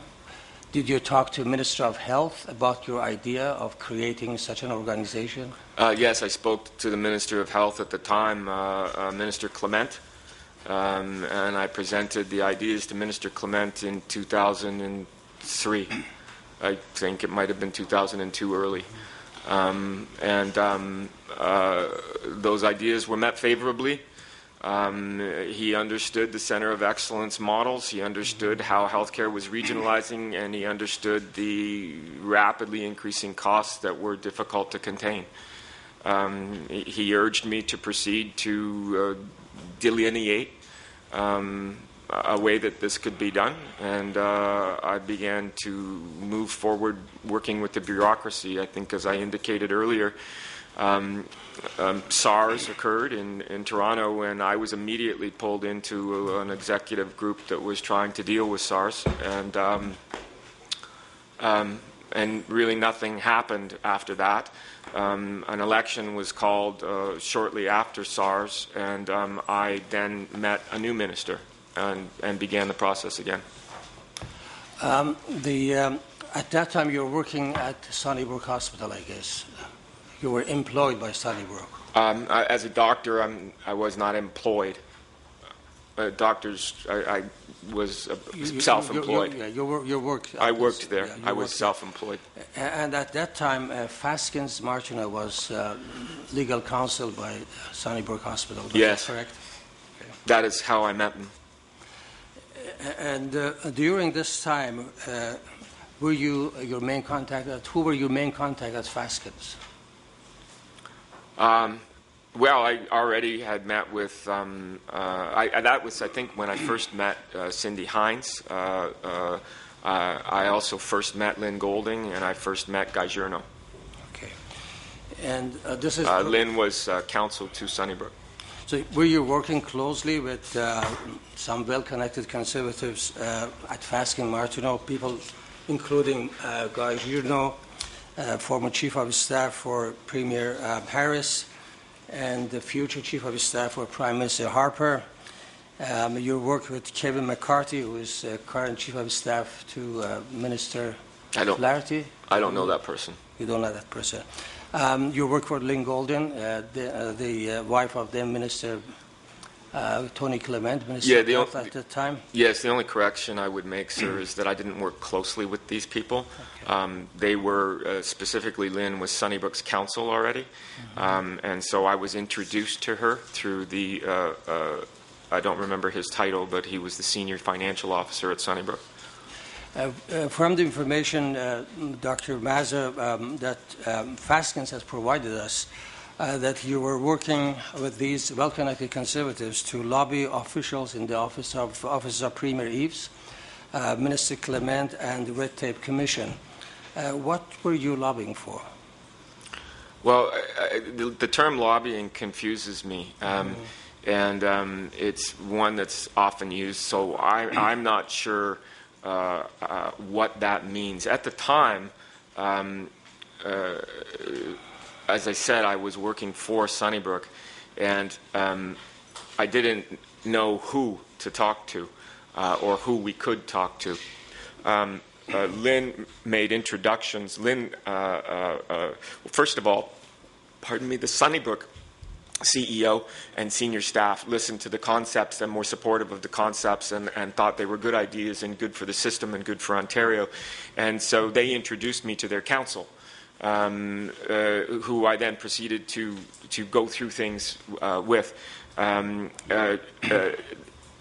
She seemed to think it was a very positive and very good idea as well. And the next introduction was to Mr. Journo. Most of this was not by my recollection to lobby. It was more to tell us how we could have anybody to listen to this. The Ministry of Health and Long-Term Care is a $40-odd billion corporation. It's pretty hard to figure out who to call or who to talk to sometimes. At the time in hospitals, and I don't know when the McGuinty government introduced the anti-lobbying legislation, I believe it was in the second term, but certainly at that time, hospitals had, and specifically Sunnybrook had, people on their employ that were designed to try to find their way through government. In our case, that is not what we were trying to do with Mr. Journo or Ms. Golding. We were trying to understand how we could structurally and from a regulatory perspective present an idea that we felt from a functional and operational perspective was excellent, but how could that fit into the system that is government? Thank you. In 2003, Dr. Mazza, did you ever discuss with Mr. Journo, Mr. McCarthy, and Ms. Golding in 2003? Did I ever? Did you ever discuss with these people, Mr. Journo, Mr. McCarthy, or Ms. Golding, that you were looking to establish a corporation that could generate revenue from outside sources? Well, we were, my conversation, I don't know Mr. McCarthy. I don't recall that name. I may know him, but I do not recall the name. We were discussing the concept of transport medicine as a system perspective, and we were discussing how the system had deteriorated to such an extent. We were discussing the antiquated infrastructure. We were discussing the unbelievable operational difficulties that were in the system at the time. And we were discussing how the entire healthcare system was moving towards this regionalization element. We were also discussing, quite frankly, some of the very difficult things that were occurring in healthcare because of the, it's not a word, but the municipalization of land ambulance, and how movement now was significantly restricted and compromised. And so we were talking about a systems design issue. And then in addition, we were talking about the growth of healthcare, the growth of cost of healthcare, and how generating revenue outside of that taxpayer base could be extremely beneficial to eventually sustaining an operation. Was the government made aware of these discussions you had with these people? I'm not sure I understand the question. The government as in the minister? Government as in... The Ministry of Health or other ministries within the government? Certainly the Emergency Health Services Branch was made aware that we were having conversations with eventually Minister Clement, and also that we'd been in conversation with Faskins, and these were things that we were very intrigued with and interested in. Yes? Was any policy decision made by government authorities to go ahead with this proposition? No, as I related, we were in process when SARS happened, and everything came to a grinding halt across the Ministry of Health and government in general. Are you aware that the Cabinet was made aware of this conversation or this decision? No, I'm not aware of that. Could you tell to the committee, Dr. Mazza, how closely you work with Mr. Guy Journo? Not very closely. In fact, Jacob Bloom pretty much worked with Guy Journo. I had a few meetings with Guy, a few on the order of less than 4, shortly after SARS, I really had no contact with Guy ever again. Could you tell us what was the nature of the work Mr. Journo did for... Well, as I said earlier, Mr. Journo was trying to assist us in how we might structure and build out the concepts that would fit into changing the system from what it was. What was the nature of the work Mr. Journo did after creation of Orange, in terms of operational and other matters? I'm not aware. You're not aware. Okay. Yes, I have one last question with respect to Mr. Giordano. Did you and Mr. Giordano ever discuss Augusta Westland? Did we ever? Did you and Mr. Giordano, did you ever discuss Augusta Westland? Not that I recall at the time. Or discuss what? Augusta Westland. Not, yeah, you didn't discuss. Not that I recall at the time. To be honest, didn't know who Augusta Westland was. Okay. Would it a fair statement to make that Orange was originally conceived during Harris Eves government? I think it's a fair statement to make that, well, Harris, I believe, was gone. Mr. Eves was the premier, I believe, at the time. And I think it is a reasonable statement to say that the concept of a unified transport medicine system with generating revenue activities was conceived at that time, yes. Okay. And would you say that it was Harris Eves' government that planted the seed of what now known to become Orange? I wouldn't disagree with that statement. Okay, thank you. Thank you, Dr. Mazza. How much time, Chair? About 10 minutes, Okay, thank you. 9 minutes. Yeah, all right, thank you. Did you have any input into the decision to fund Ms. Long's MBA studies at Western to the tune of $90,000? I think if Mr. Chair, if it's appropriate, I'd like to comment on the MBAs in general. If that's, so I think, sir, it'll provide you some context. It's important to understand the process that was involved.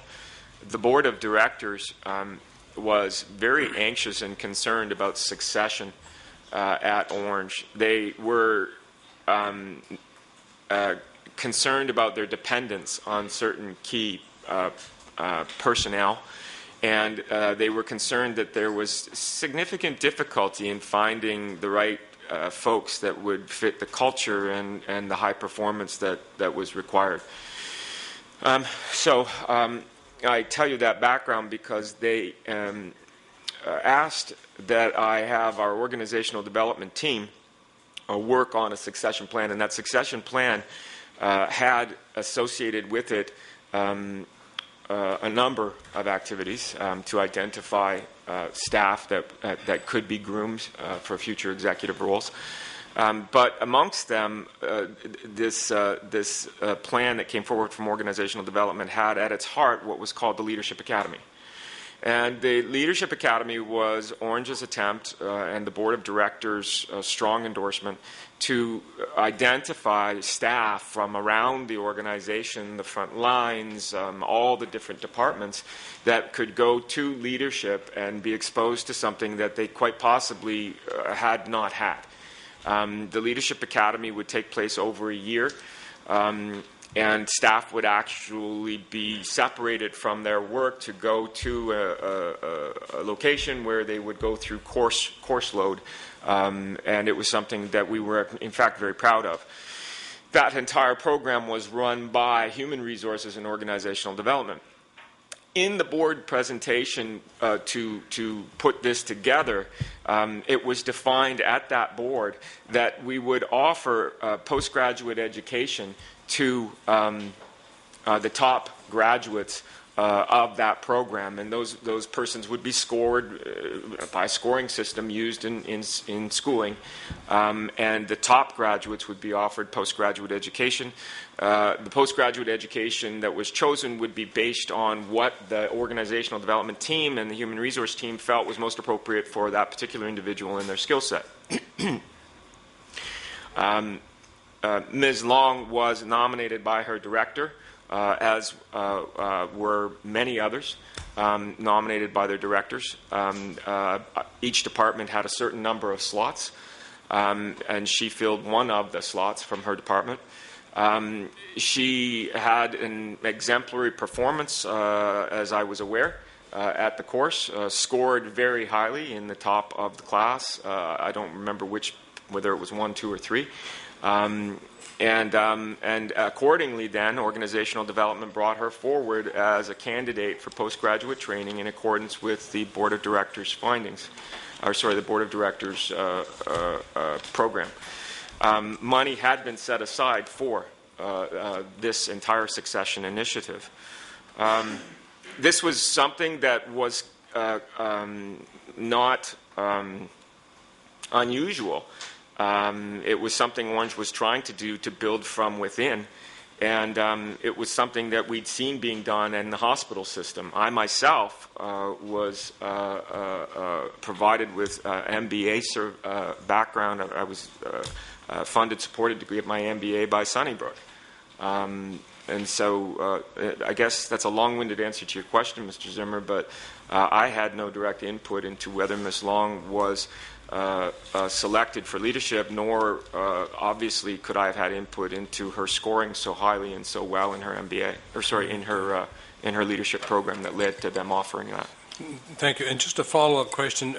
Earlier in your evidence, you mentioned that you received a medical stipend, I guess, to practice medicine. I mean, were you seeing patients, or what was the medical stipend for? This is historical. And had went through from when the programs started. You had a role in a medical director capacity, so therefore you had obligations as a medical director, or then further obligations in exams, evaluation, ride-outs, that sort of thing.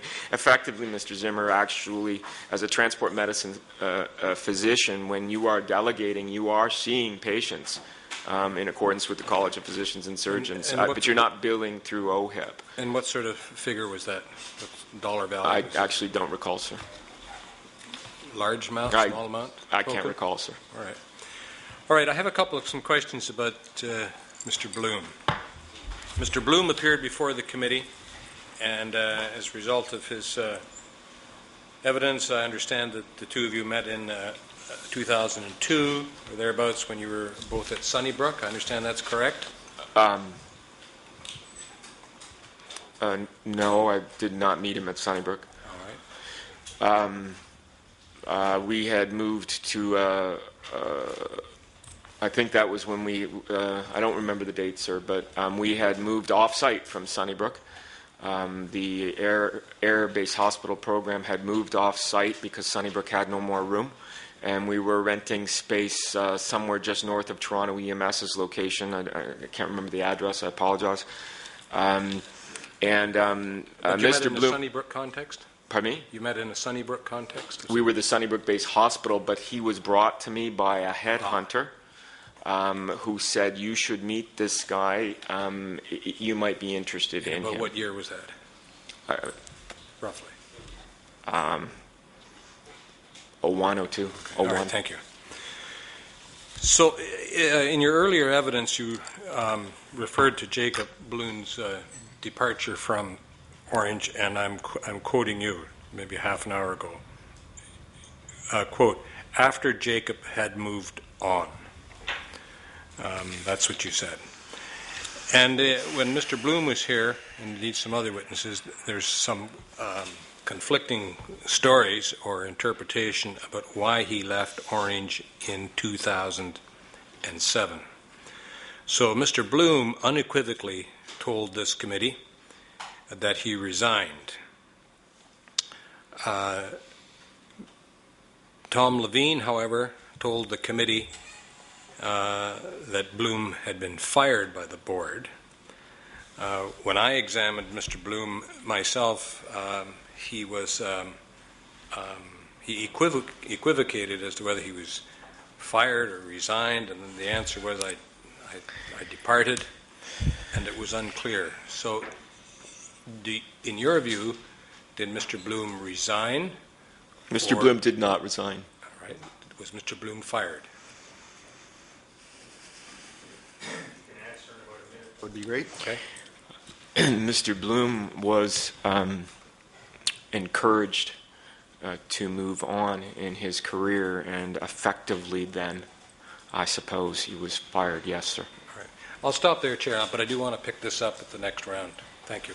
Very well. And in our last round of questioning, you have about 16 minutes each. Mr. Cleese, you have the floor. Thank you. I was not going to pursue this, but I will, given Mr. Zimmer's questioning. Mr. Bloom tabled with the committee his severance agreement, which was very rich. 1 year continuation of salaries, bonuses, $20,000 for education, and so on. That's a pretty strong severance package for someone who was fired. What was he fired for?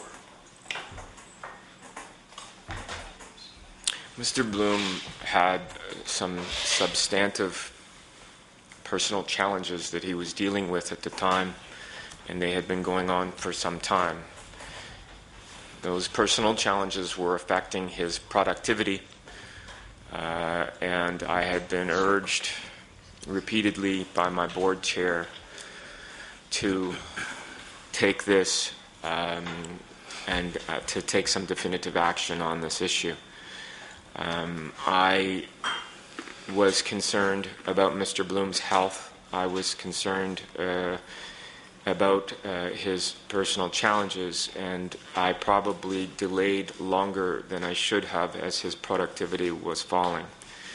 Mr. Bloom disclosed some time ago, in fact very publicly, that he suffered tremendous stress. That seems to be something that's common to people who work at Orange. He also admitted very publicly that he developed a dependency on drugs. He himself admitted that there was a point in his life when he was dependent on cocaine. He testifies today that he has struggled with that, but that through the support of friends, through the support of Bellwood, he is free and clean and is moving on with his life. Can you tell us if at any time you yourself supported Mr. Bloom in his drug dependency? Excuse me. Oh my God. No, just a moment. Can we understand the question? Supported him in what sense? Why don't you let your client answer the question? I don't understand the question. You don't have to. I'm sure your client does, because he was there. Do you understand the question? No, I don't. Supported him in his drug dependency. Did you issue personal checks to the pharmacy that was frequented by Mr. Bloom, where those checks were cashed by the pharmacy and where the cash was given to Mr. Bloom that he could use to purchase on-street drugs? I Careful in your response. provided support for what I believed was his pharmaceuticals to control his mental illness. If I had ever known that he was using that to use illicit drugs, I provided him support because he had nobody that would help him, and I believed he was ill. I believed he had a mental illness. I believed he needed help. I didn't want him to suicide. He would call me frequently, text me, telling me how he was on the verge of suicide. He was seeking mental assistance. He was seeking mental help, and he couldn't afford his medications. He was on Seroquel. He was on a number of medications, and I tried to help. If for any second ever I thought that he would use that money for drugs, not only would I have been devastated, but I would have been livid. Why did you refuse his wife's appeal to you and his rabbi's appeal to you to join in a community group to support him and to help him through his drug problem?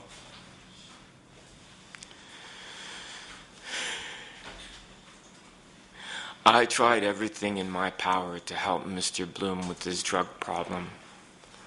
Including prescribing Percocet to him? No, sir. You never prescribed Sir, Percocet? Mr. Bloom's private health records, are they the matter of this committee? Because I saw Mr. Bloom once as a patient who had severe back pain. Sir. Are you asking me as a physician to reveal the confidences of my patient? I have the permission of Mr. Bloom. I don't have the permission. He's here. He's willing to give it to you. I can't accept it. Well, excuse me, just Let's deal with this. I want to know this. I want to know this. Did you, at any time while you were the CEO of Orange, prescribe Percocet to one of your employees named Jacob Bloom? Yes or no?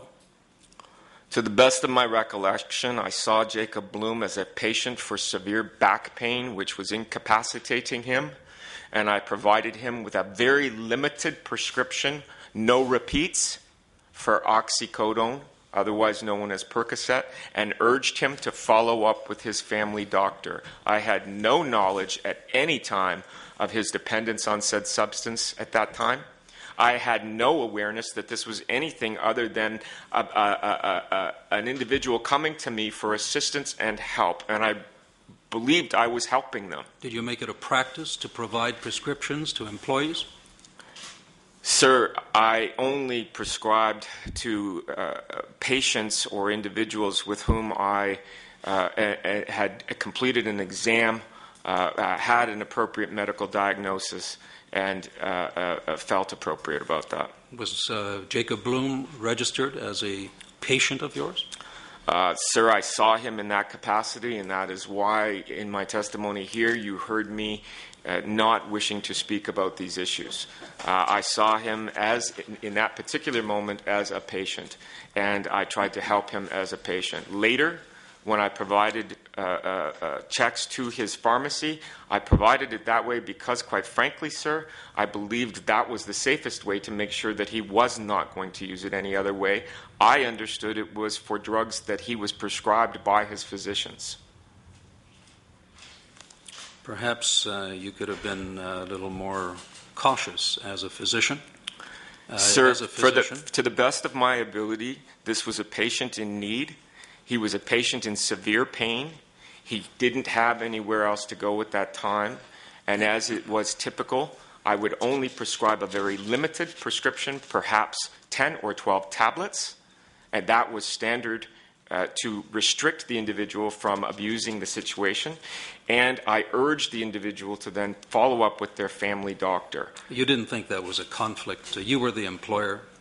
You didn't think it was a conflict for you to prescribe Percocet to an employee who was struggling. There was a lot of Sir, tension. I had no idea that the employee was struggling. At the time that I prescribed Percocet, this was a productive employee. This was an employee who was functioning. He had a back problem. As a matter of fact, he came to me with the back problem and asked me to try to find him a surgeon.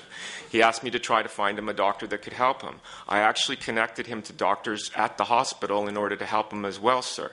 So I went out of my way to try to help an individual, and that's what I've always done as a doctor, to try to help someone. Did I see it as a conflict?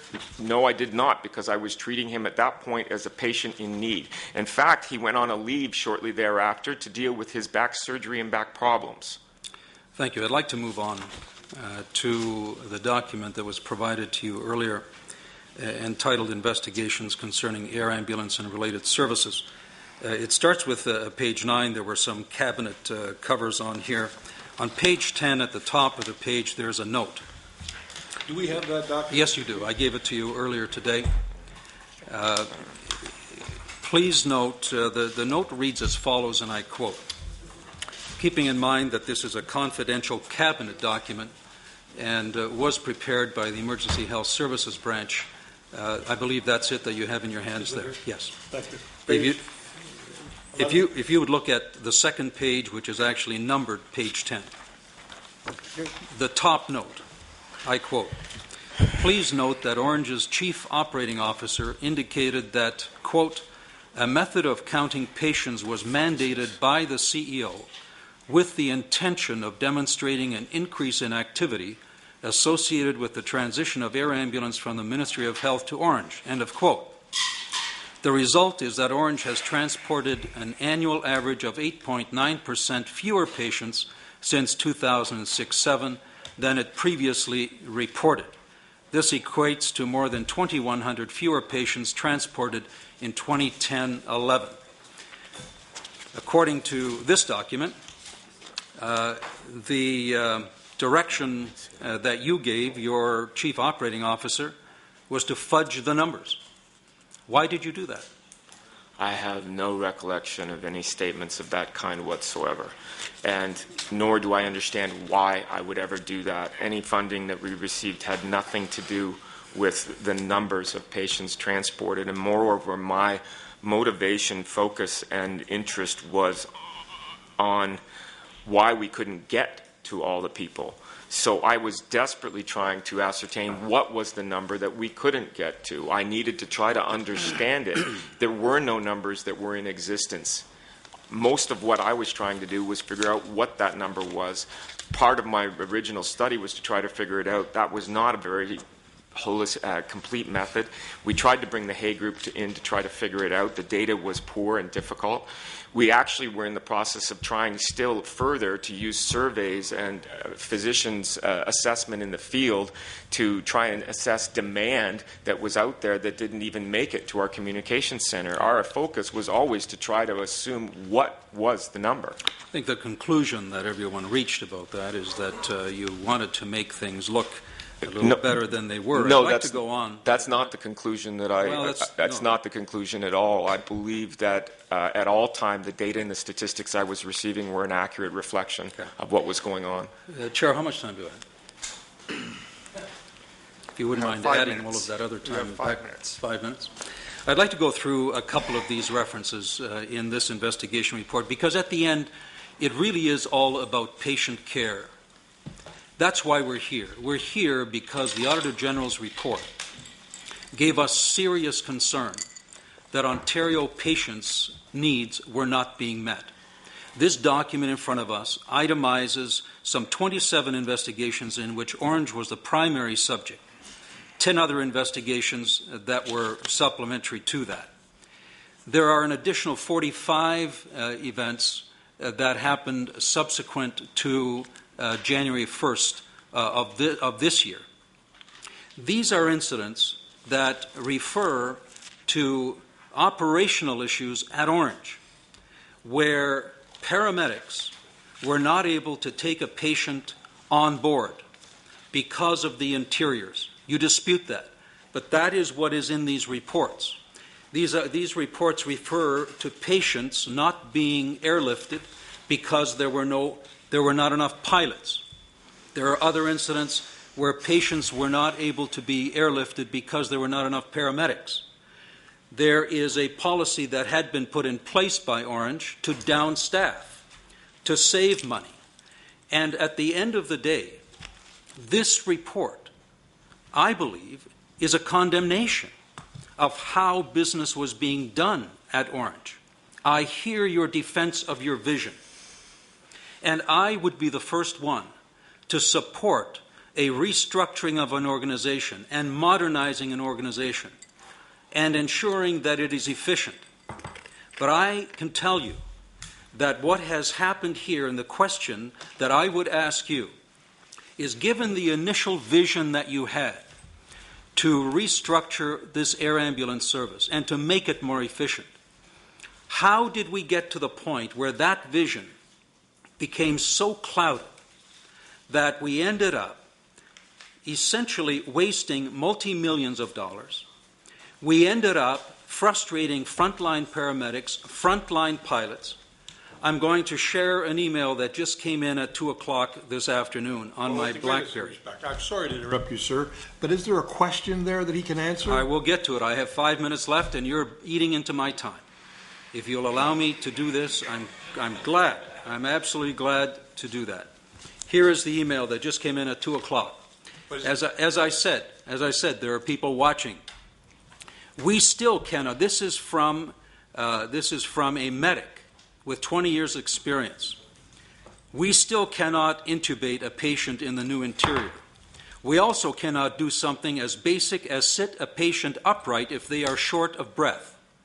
Our biggest ongoing issue is trying to load and unload our patients.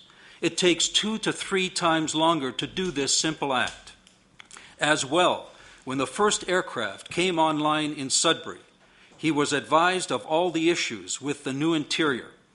He, referring to Dr. Mazza, made direct threats to a medic to shut up or face the consequences. I'm a medic with 20 years of experience, and I would honestly rather be on the old aircraft. Please contact me if you have any questions. I'm sharing this with the committee and with Dr. Mazza for this reason. Because at the end of the day, what we want to do is restore confidence in our air ambulance service.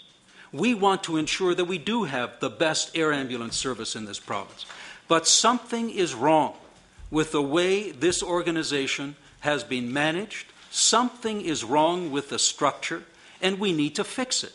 And rather than have the current government continue to try to make something into what it is not, what we need to know from our witnesses, and I'll include you, Dr. Mazza, in this, what will it take to restore confidence in our air ambulance service? I'd like your opinion on that.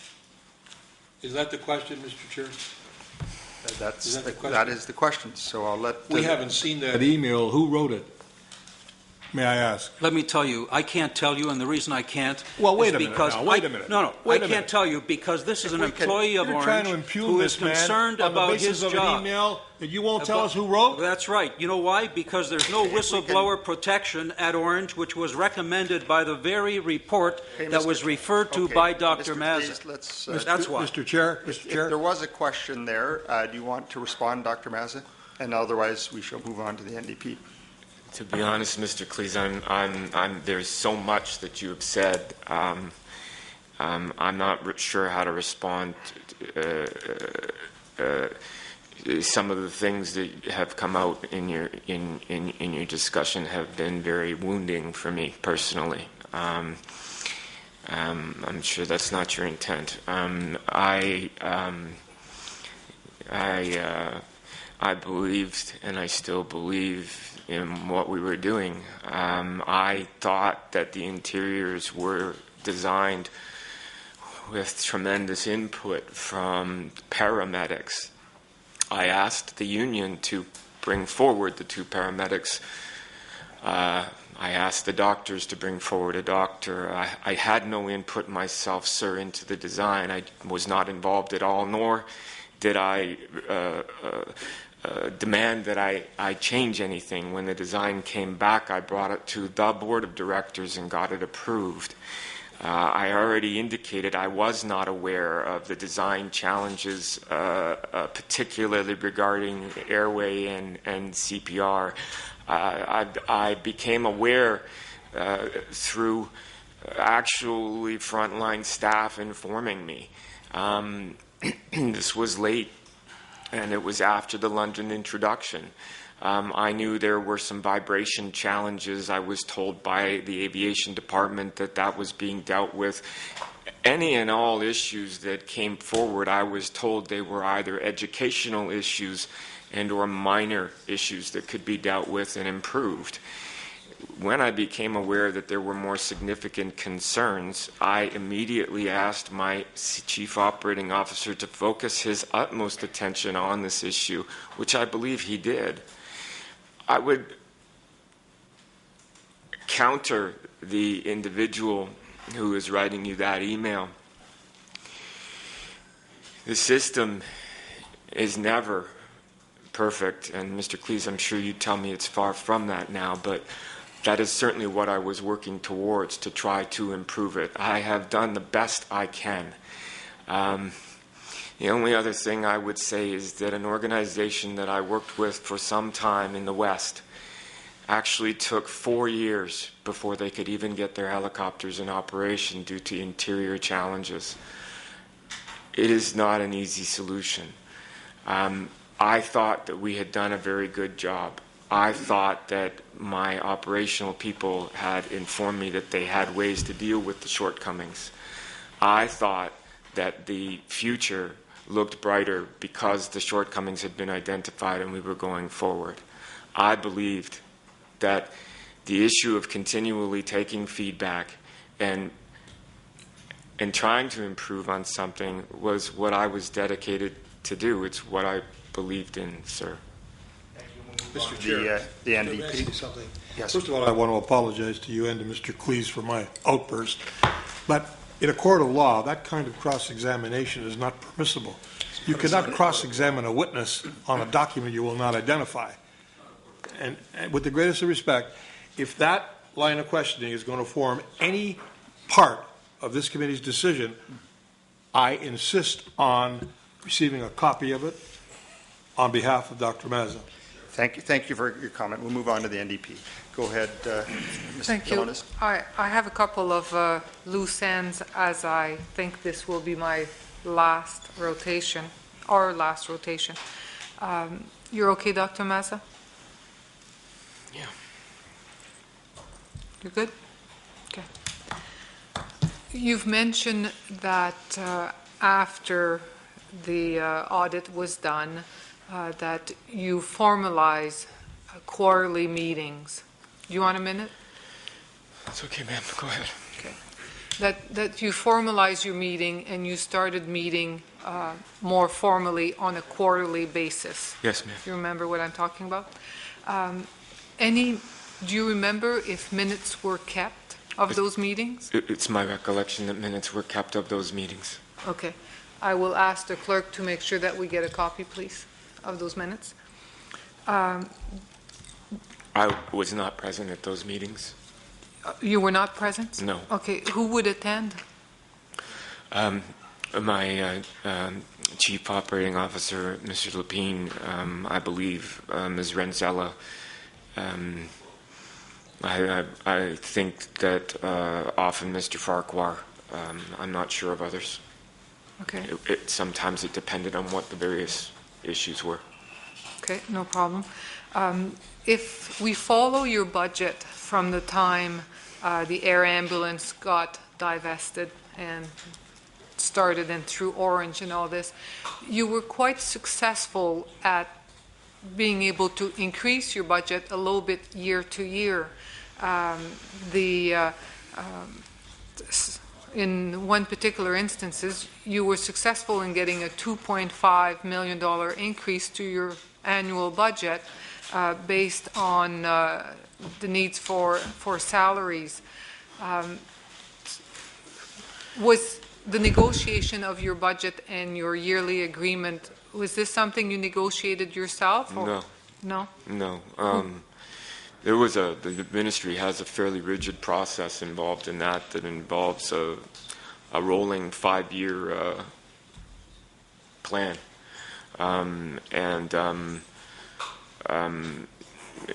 Budgets would be built by finance beginning pretty much in the fall, leading up to presentations to the ministry.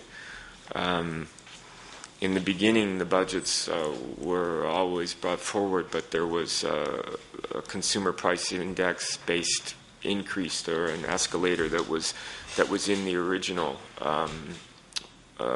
performance agreement, and thereafter it became a year by year.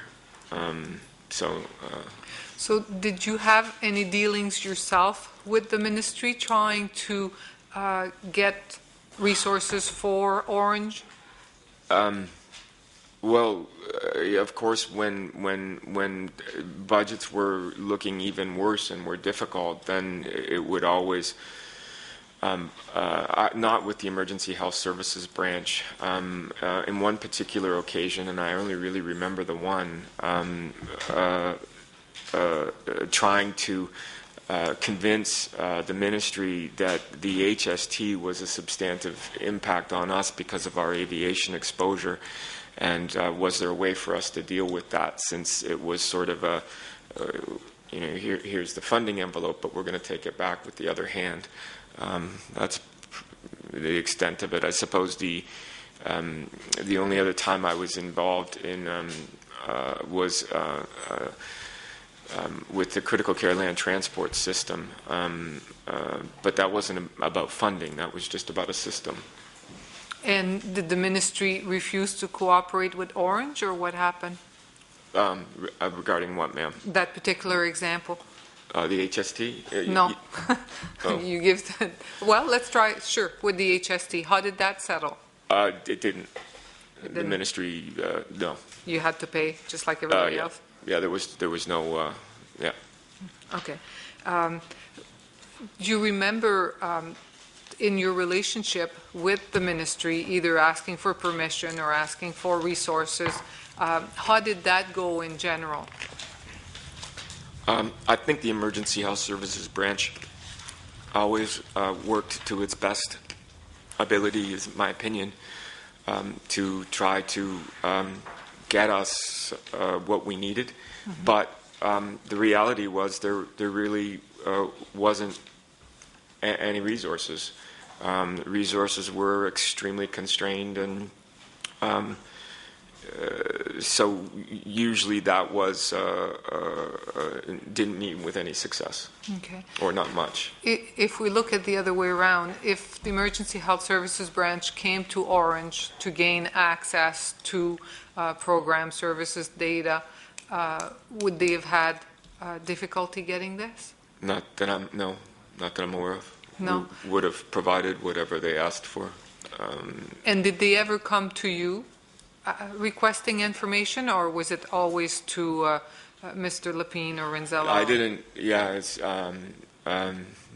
no. I don't recall them coming to me. I think in the very beginning, Malcolm and others would work through me. Pardon me, but I would inevitably be directing them to the executives, and so that just became how that went on. Okay. They didn't come to me. Okay. When you started putting forward, we'll talk about Orange Peel as the first one, the first for-profit that was set up. Did the government ever follow this process? Did they ever ask like for a golden share or anything like this as you developed the for-profit? No. Would they have had an opportunity to ask? I'm sure they had an opportunity to ask whatever they wanted. But they never came forward? No. I realize you're guessing, but how do you figure it would have been received if the government wanted a seat on the board of your for-profit company? I don't know that I have an answer to that. It's hypothetical. I'm not sure how my board would respond. No?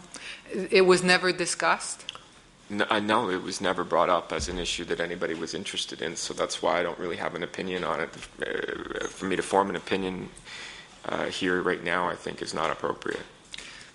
Fair enough. It's hard for me to understand. You're the CEO of Orange. Your main funder is the Ministry of Health.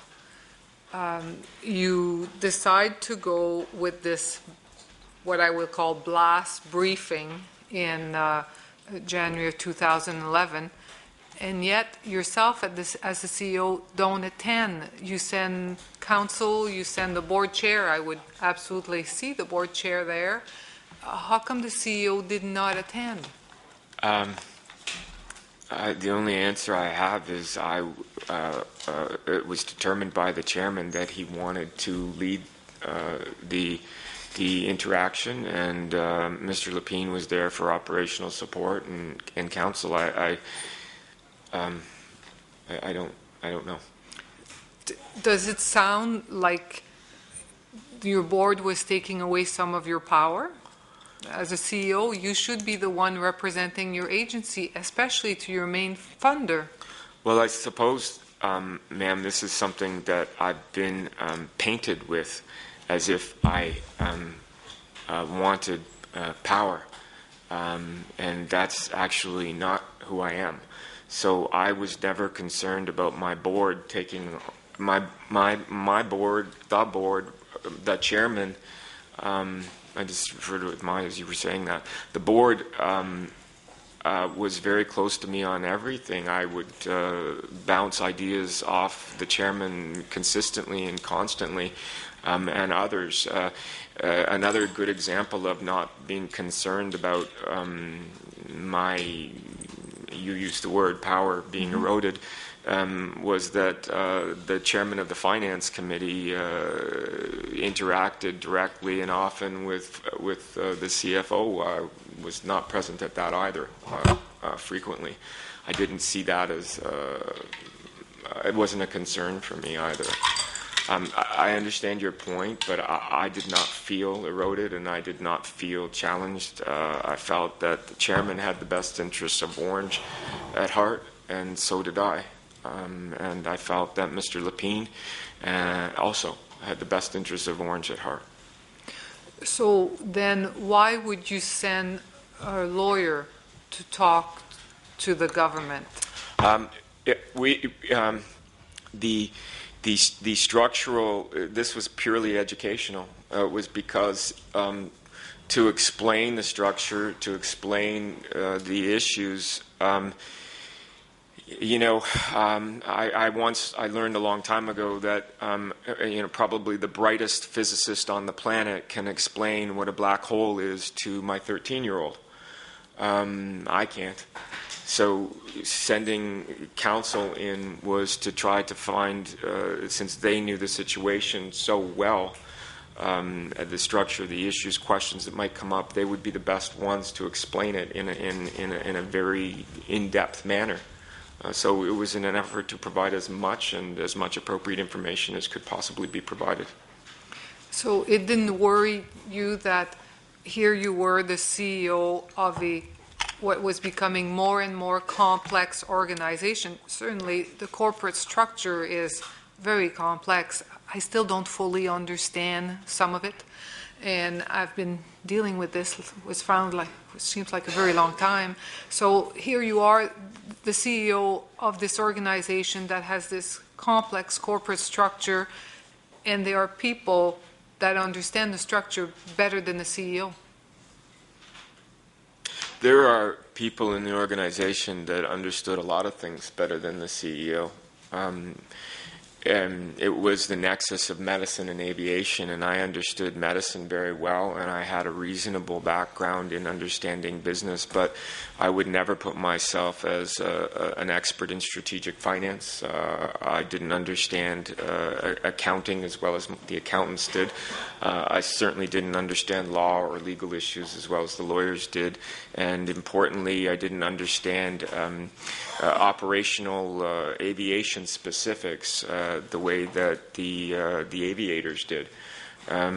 So I relied on a team of experts, and I saw my job principally as trying to lead that team, inspire that team, encourage that team, and move us towards the goal that we saw, which was improving the system and improving the benefit to Ontario.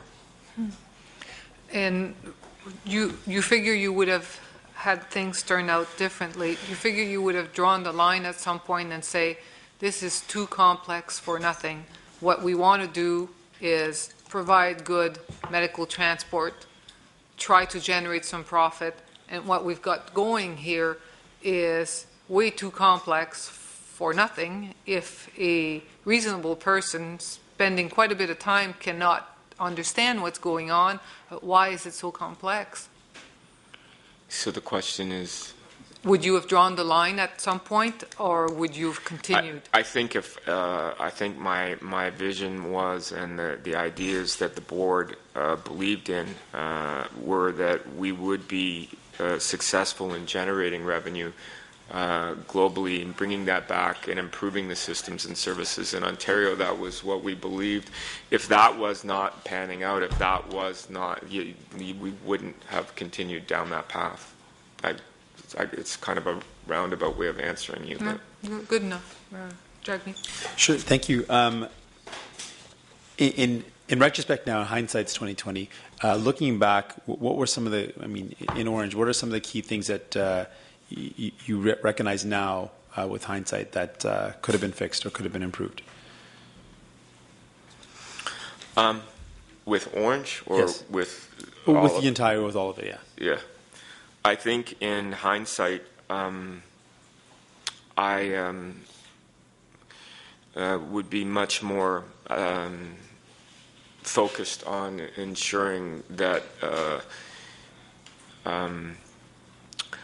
that I had a written set of statements that there were no concerns and no questions and no issues.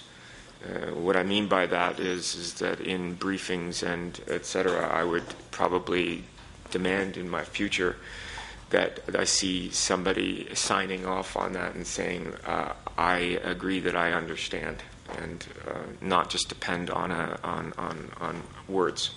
I think that's probably number one. I think number two is I am aware that some of the executives felt that we moved too fast. I can only say that if any of them had told me that they couldn't cope or that they were unable to perform their duties to the best of their ability, then I would have tried to find a way to slow down, but nobody told me that.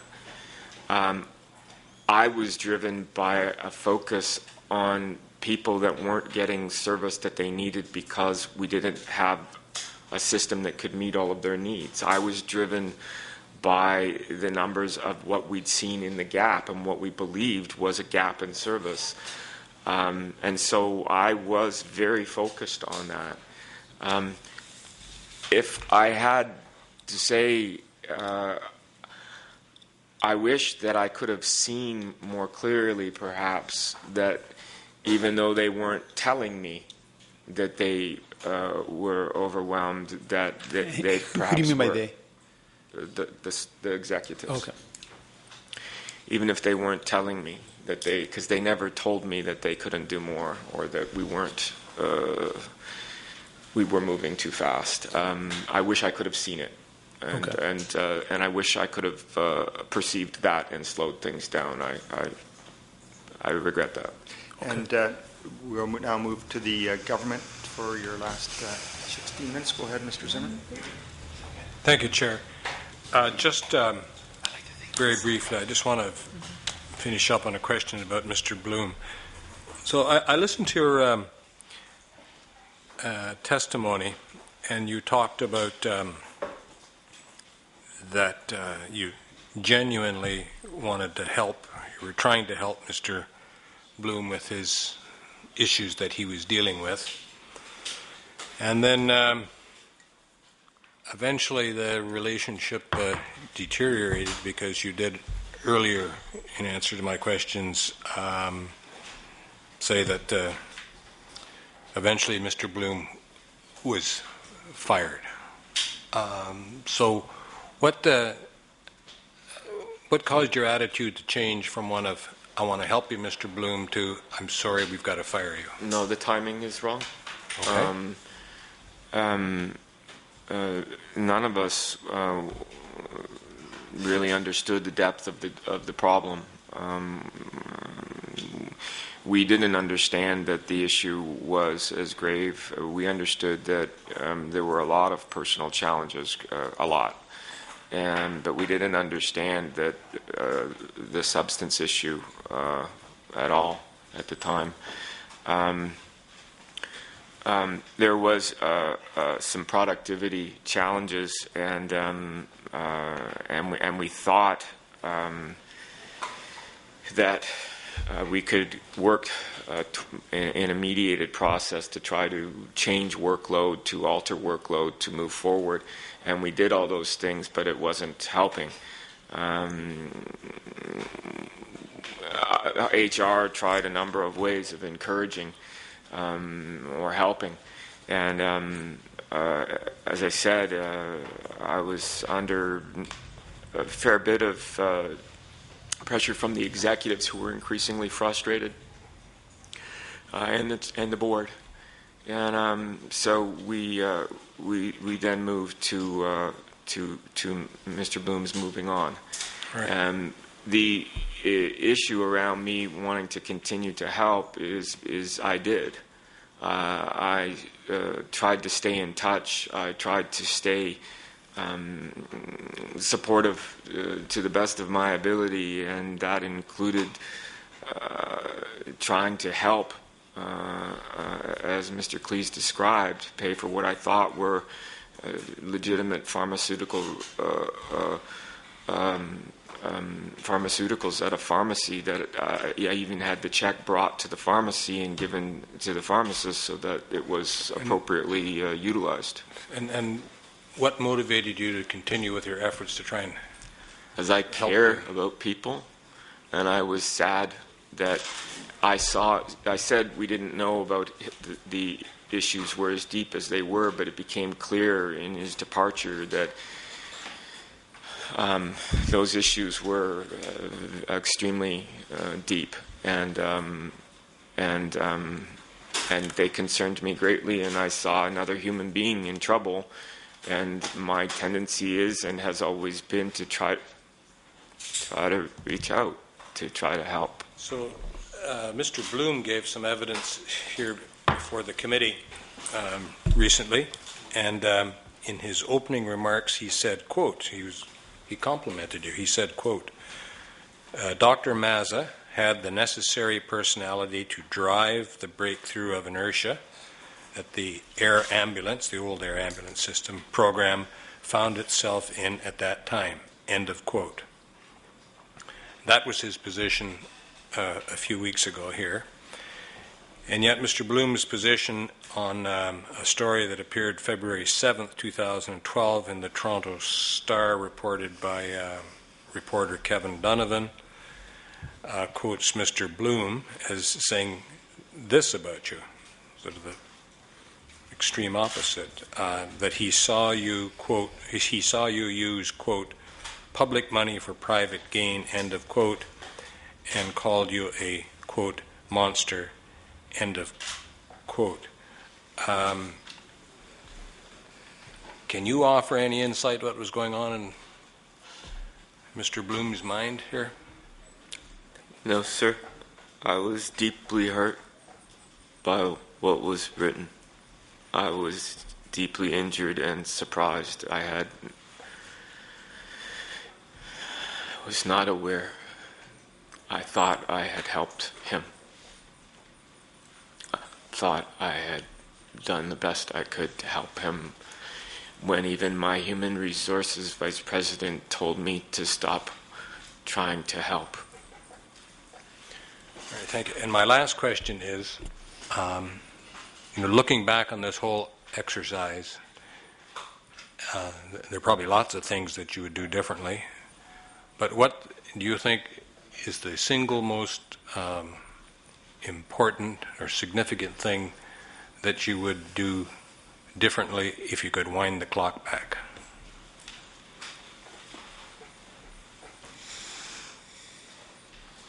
I think that I would be more aware of the difficulties of institutional history within government, and that, as I said to Mr. Singh, I would ensure that individuals gave more than their verbal and tacit approval or their lack of concern. Thank you. Mr. McNeely. Thank you, Chair, and thank you, Dr. Mazza, for being here today. I was a senior officer in my own company for about 35 years, so I've had some business perspective, but so I'm trying to think of what's happened here with that background. So I had a legal firm that I consulted with, my board consulted with very often. I had a chief financial officer who was a chartered accountant, as Orange, I believe theirs was as well. And we made major decisions with the input of partners. I started off as sole practitioner, but I did have approximately 20 shareholders at the height. Over 100 people, and we were quite successful over many years. But I followed the rules and decisions that were taken with the advice of the shareholders, with the advice of the CFO, and with the advice of the lawyers. And in your case, my case was 18 shareholders, 20 shareholders. In your case was really 13 million Ontarians. So you, with the help of your lawyers and CFO and the boards, I believe, made decisions which were not fair to the people of Ontario who gave you their trust. You used property that was rented by Orange to realize a profit that really went into a private company. And you accepted a payment from Augusta around the purchase of the helicopters, which ended up being those dollars being in a private company. And then I think I see that before the private company made profits, you were bonusing out, or your board, however it happened, you were the CEO, you were bonusing out significant dollars and taking a major salary. A salary which has been described here, I think, by many witnesses as completely out of a realistic approach to salaries. So I'm just wondering, I also wondered during this process, what were the corporate lawyers of Orange doing? What was the CFO for Orange doing, who was professional? Where were you when the people of this province were not being represented by Orange corporate lawyers, accountants, and board members? That leadership should have come from you. Instead, we find that significance, over $1 million salary, over, I think, approximately $1 billion in loans. These are huge dollars. Where were you when these decisions were made, and where did you think the 13 million Ontarians, who was protecting them? Mr. Chairman, I'm going to instruct Dr. Mazza to not answer that question. It is unintelligible, with the greatest respect. Well, it seems to be the direction it's gone. If you don't wish to answer that, that's fine. I'll proceed with another question. No, don't give up so easily. If Dr. Mazza needs clarification, please, Council, if you please ask for clarification. There are about 10 questions in what Mr. McNeely said. I don't know which one he wants him to answer. Please let Dr. Mazza respond. I don't know which question you want me to answer, So sir. maybe. Where was the McNeely. CEO yourself when the taxpayers of Ontario were being not considered in the process? Excuse me, Mr. Chairman. One of the things you said, one of the premises you said in your lengthy dissertation was that his salary was over $1 million. He's already testified under oath that his salary was $500,000. So, I mean, it's an incorrect premise, and there are a number of incorrect premises in the question. I'm not trying to obfuscate here. I want this member to have his questions answered, but could he put them serially? Today, so we'll give Mr. McNeely a chance to get the questions a little more specific then, please. I do not believe that the people of Ontario were well represented by professionals in the corporation, by the board, and by the CEO, Dr. Mazza. Can you respond to that? I poured my heart and soul and everything I had into building Orange to be responsive and something good for the people of Ontario. It was my primary motivation. It continues to be. I understand you disagree with me on that, sir, but I did everything I knew to try to improve the system and to deliver better care and to do a better job and to save lives, and I had tremendous motivation to do so. Normally in private corporations, at least certainly my experience over 35 years was that when you make profits, you then can take them out. It appears that the profits were being taken out before there was any money other than taxpayers' money in this process. Can you respond to that? I don't understand the question. I understand that that board of directors gave me a mandate, gave me a set of obligations, goals, deliverables. They set a salary. They paid that salary. there were any number of business initiatives that were going on, and we were on the verge of moving forward with. So I don't know how to answer your question, sir. I've spoken to salary before. My salary was defined with third-party compensation advisors. It was defined looking at data and an exhaustive approach. It was determined by the board of directors. I had no input into that. I accepted it. Okay. Mr. McNeil. Pardon me? You have 3 minutes left. I'll just take one then. We know that you were the CEO of Orange and that you were a board member and shareholders for some of the for-profit entities. Would you agree that you had an obligation to act in the best interest of each company for which you were either a member of the management or were a board member?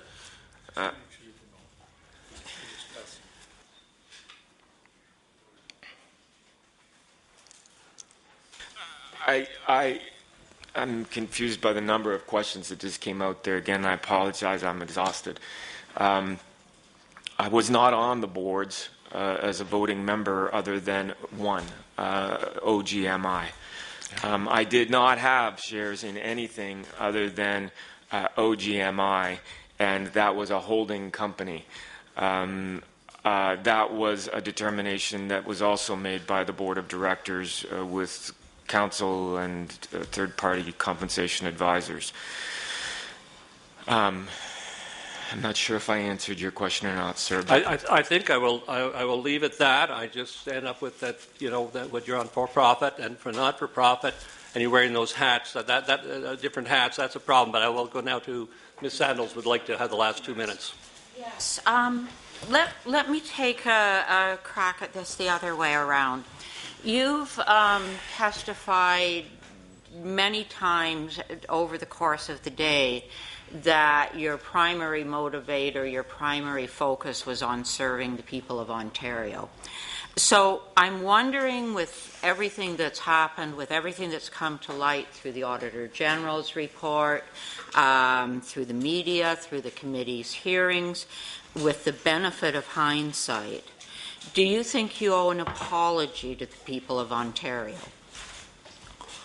Well, ma'am, I did the best that I could for the people of Ontario. I worked to my absolute best. I poured my heart and soul into what I was doing. I did the best I could, and that was all I think anybody could ask. Thank you. We're done. Thank you very much. And we're done this afternoon's proceedings. If the committee is interested in having you back at a future time, the clerk will contact you about that. Mr. Chairman, and may I make a statement, please? You may make a brief statement if you wish, yes.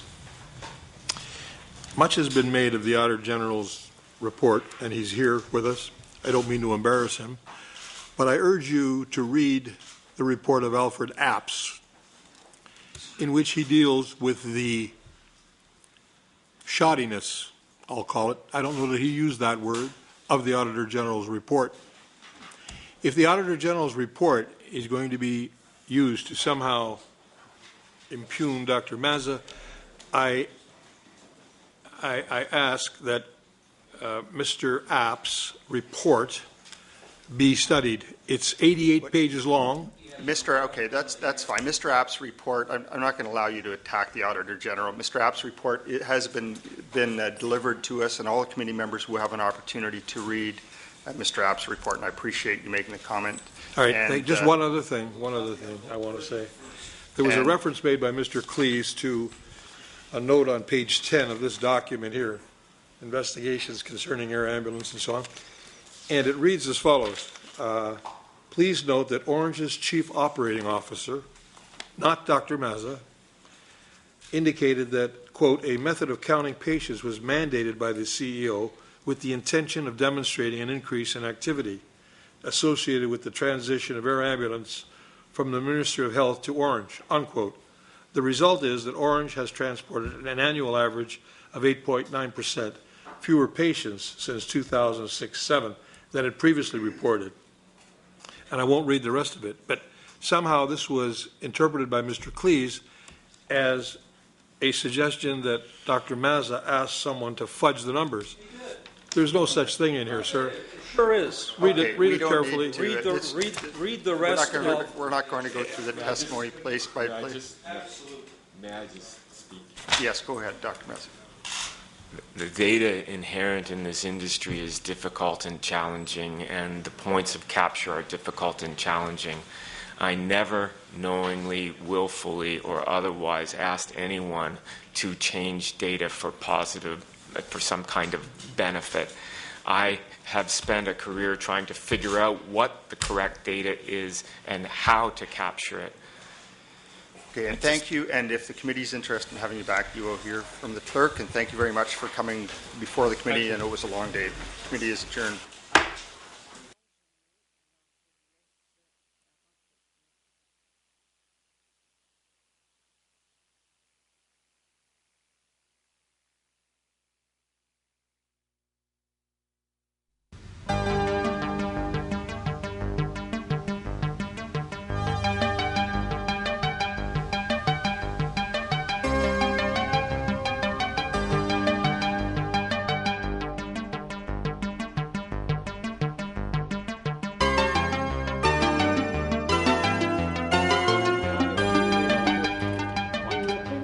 This is the Ontario Parliament Television Network.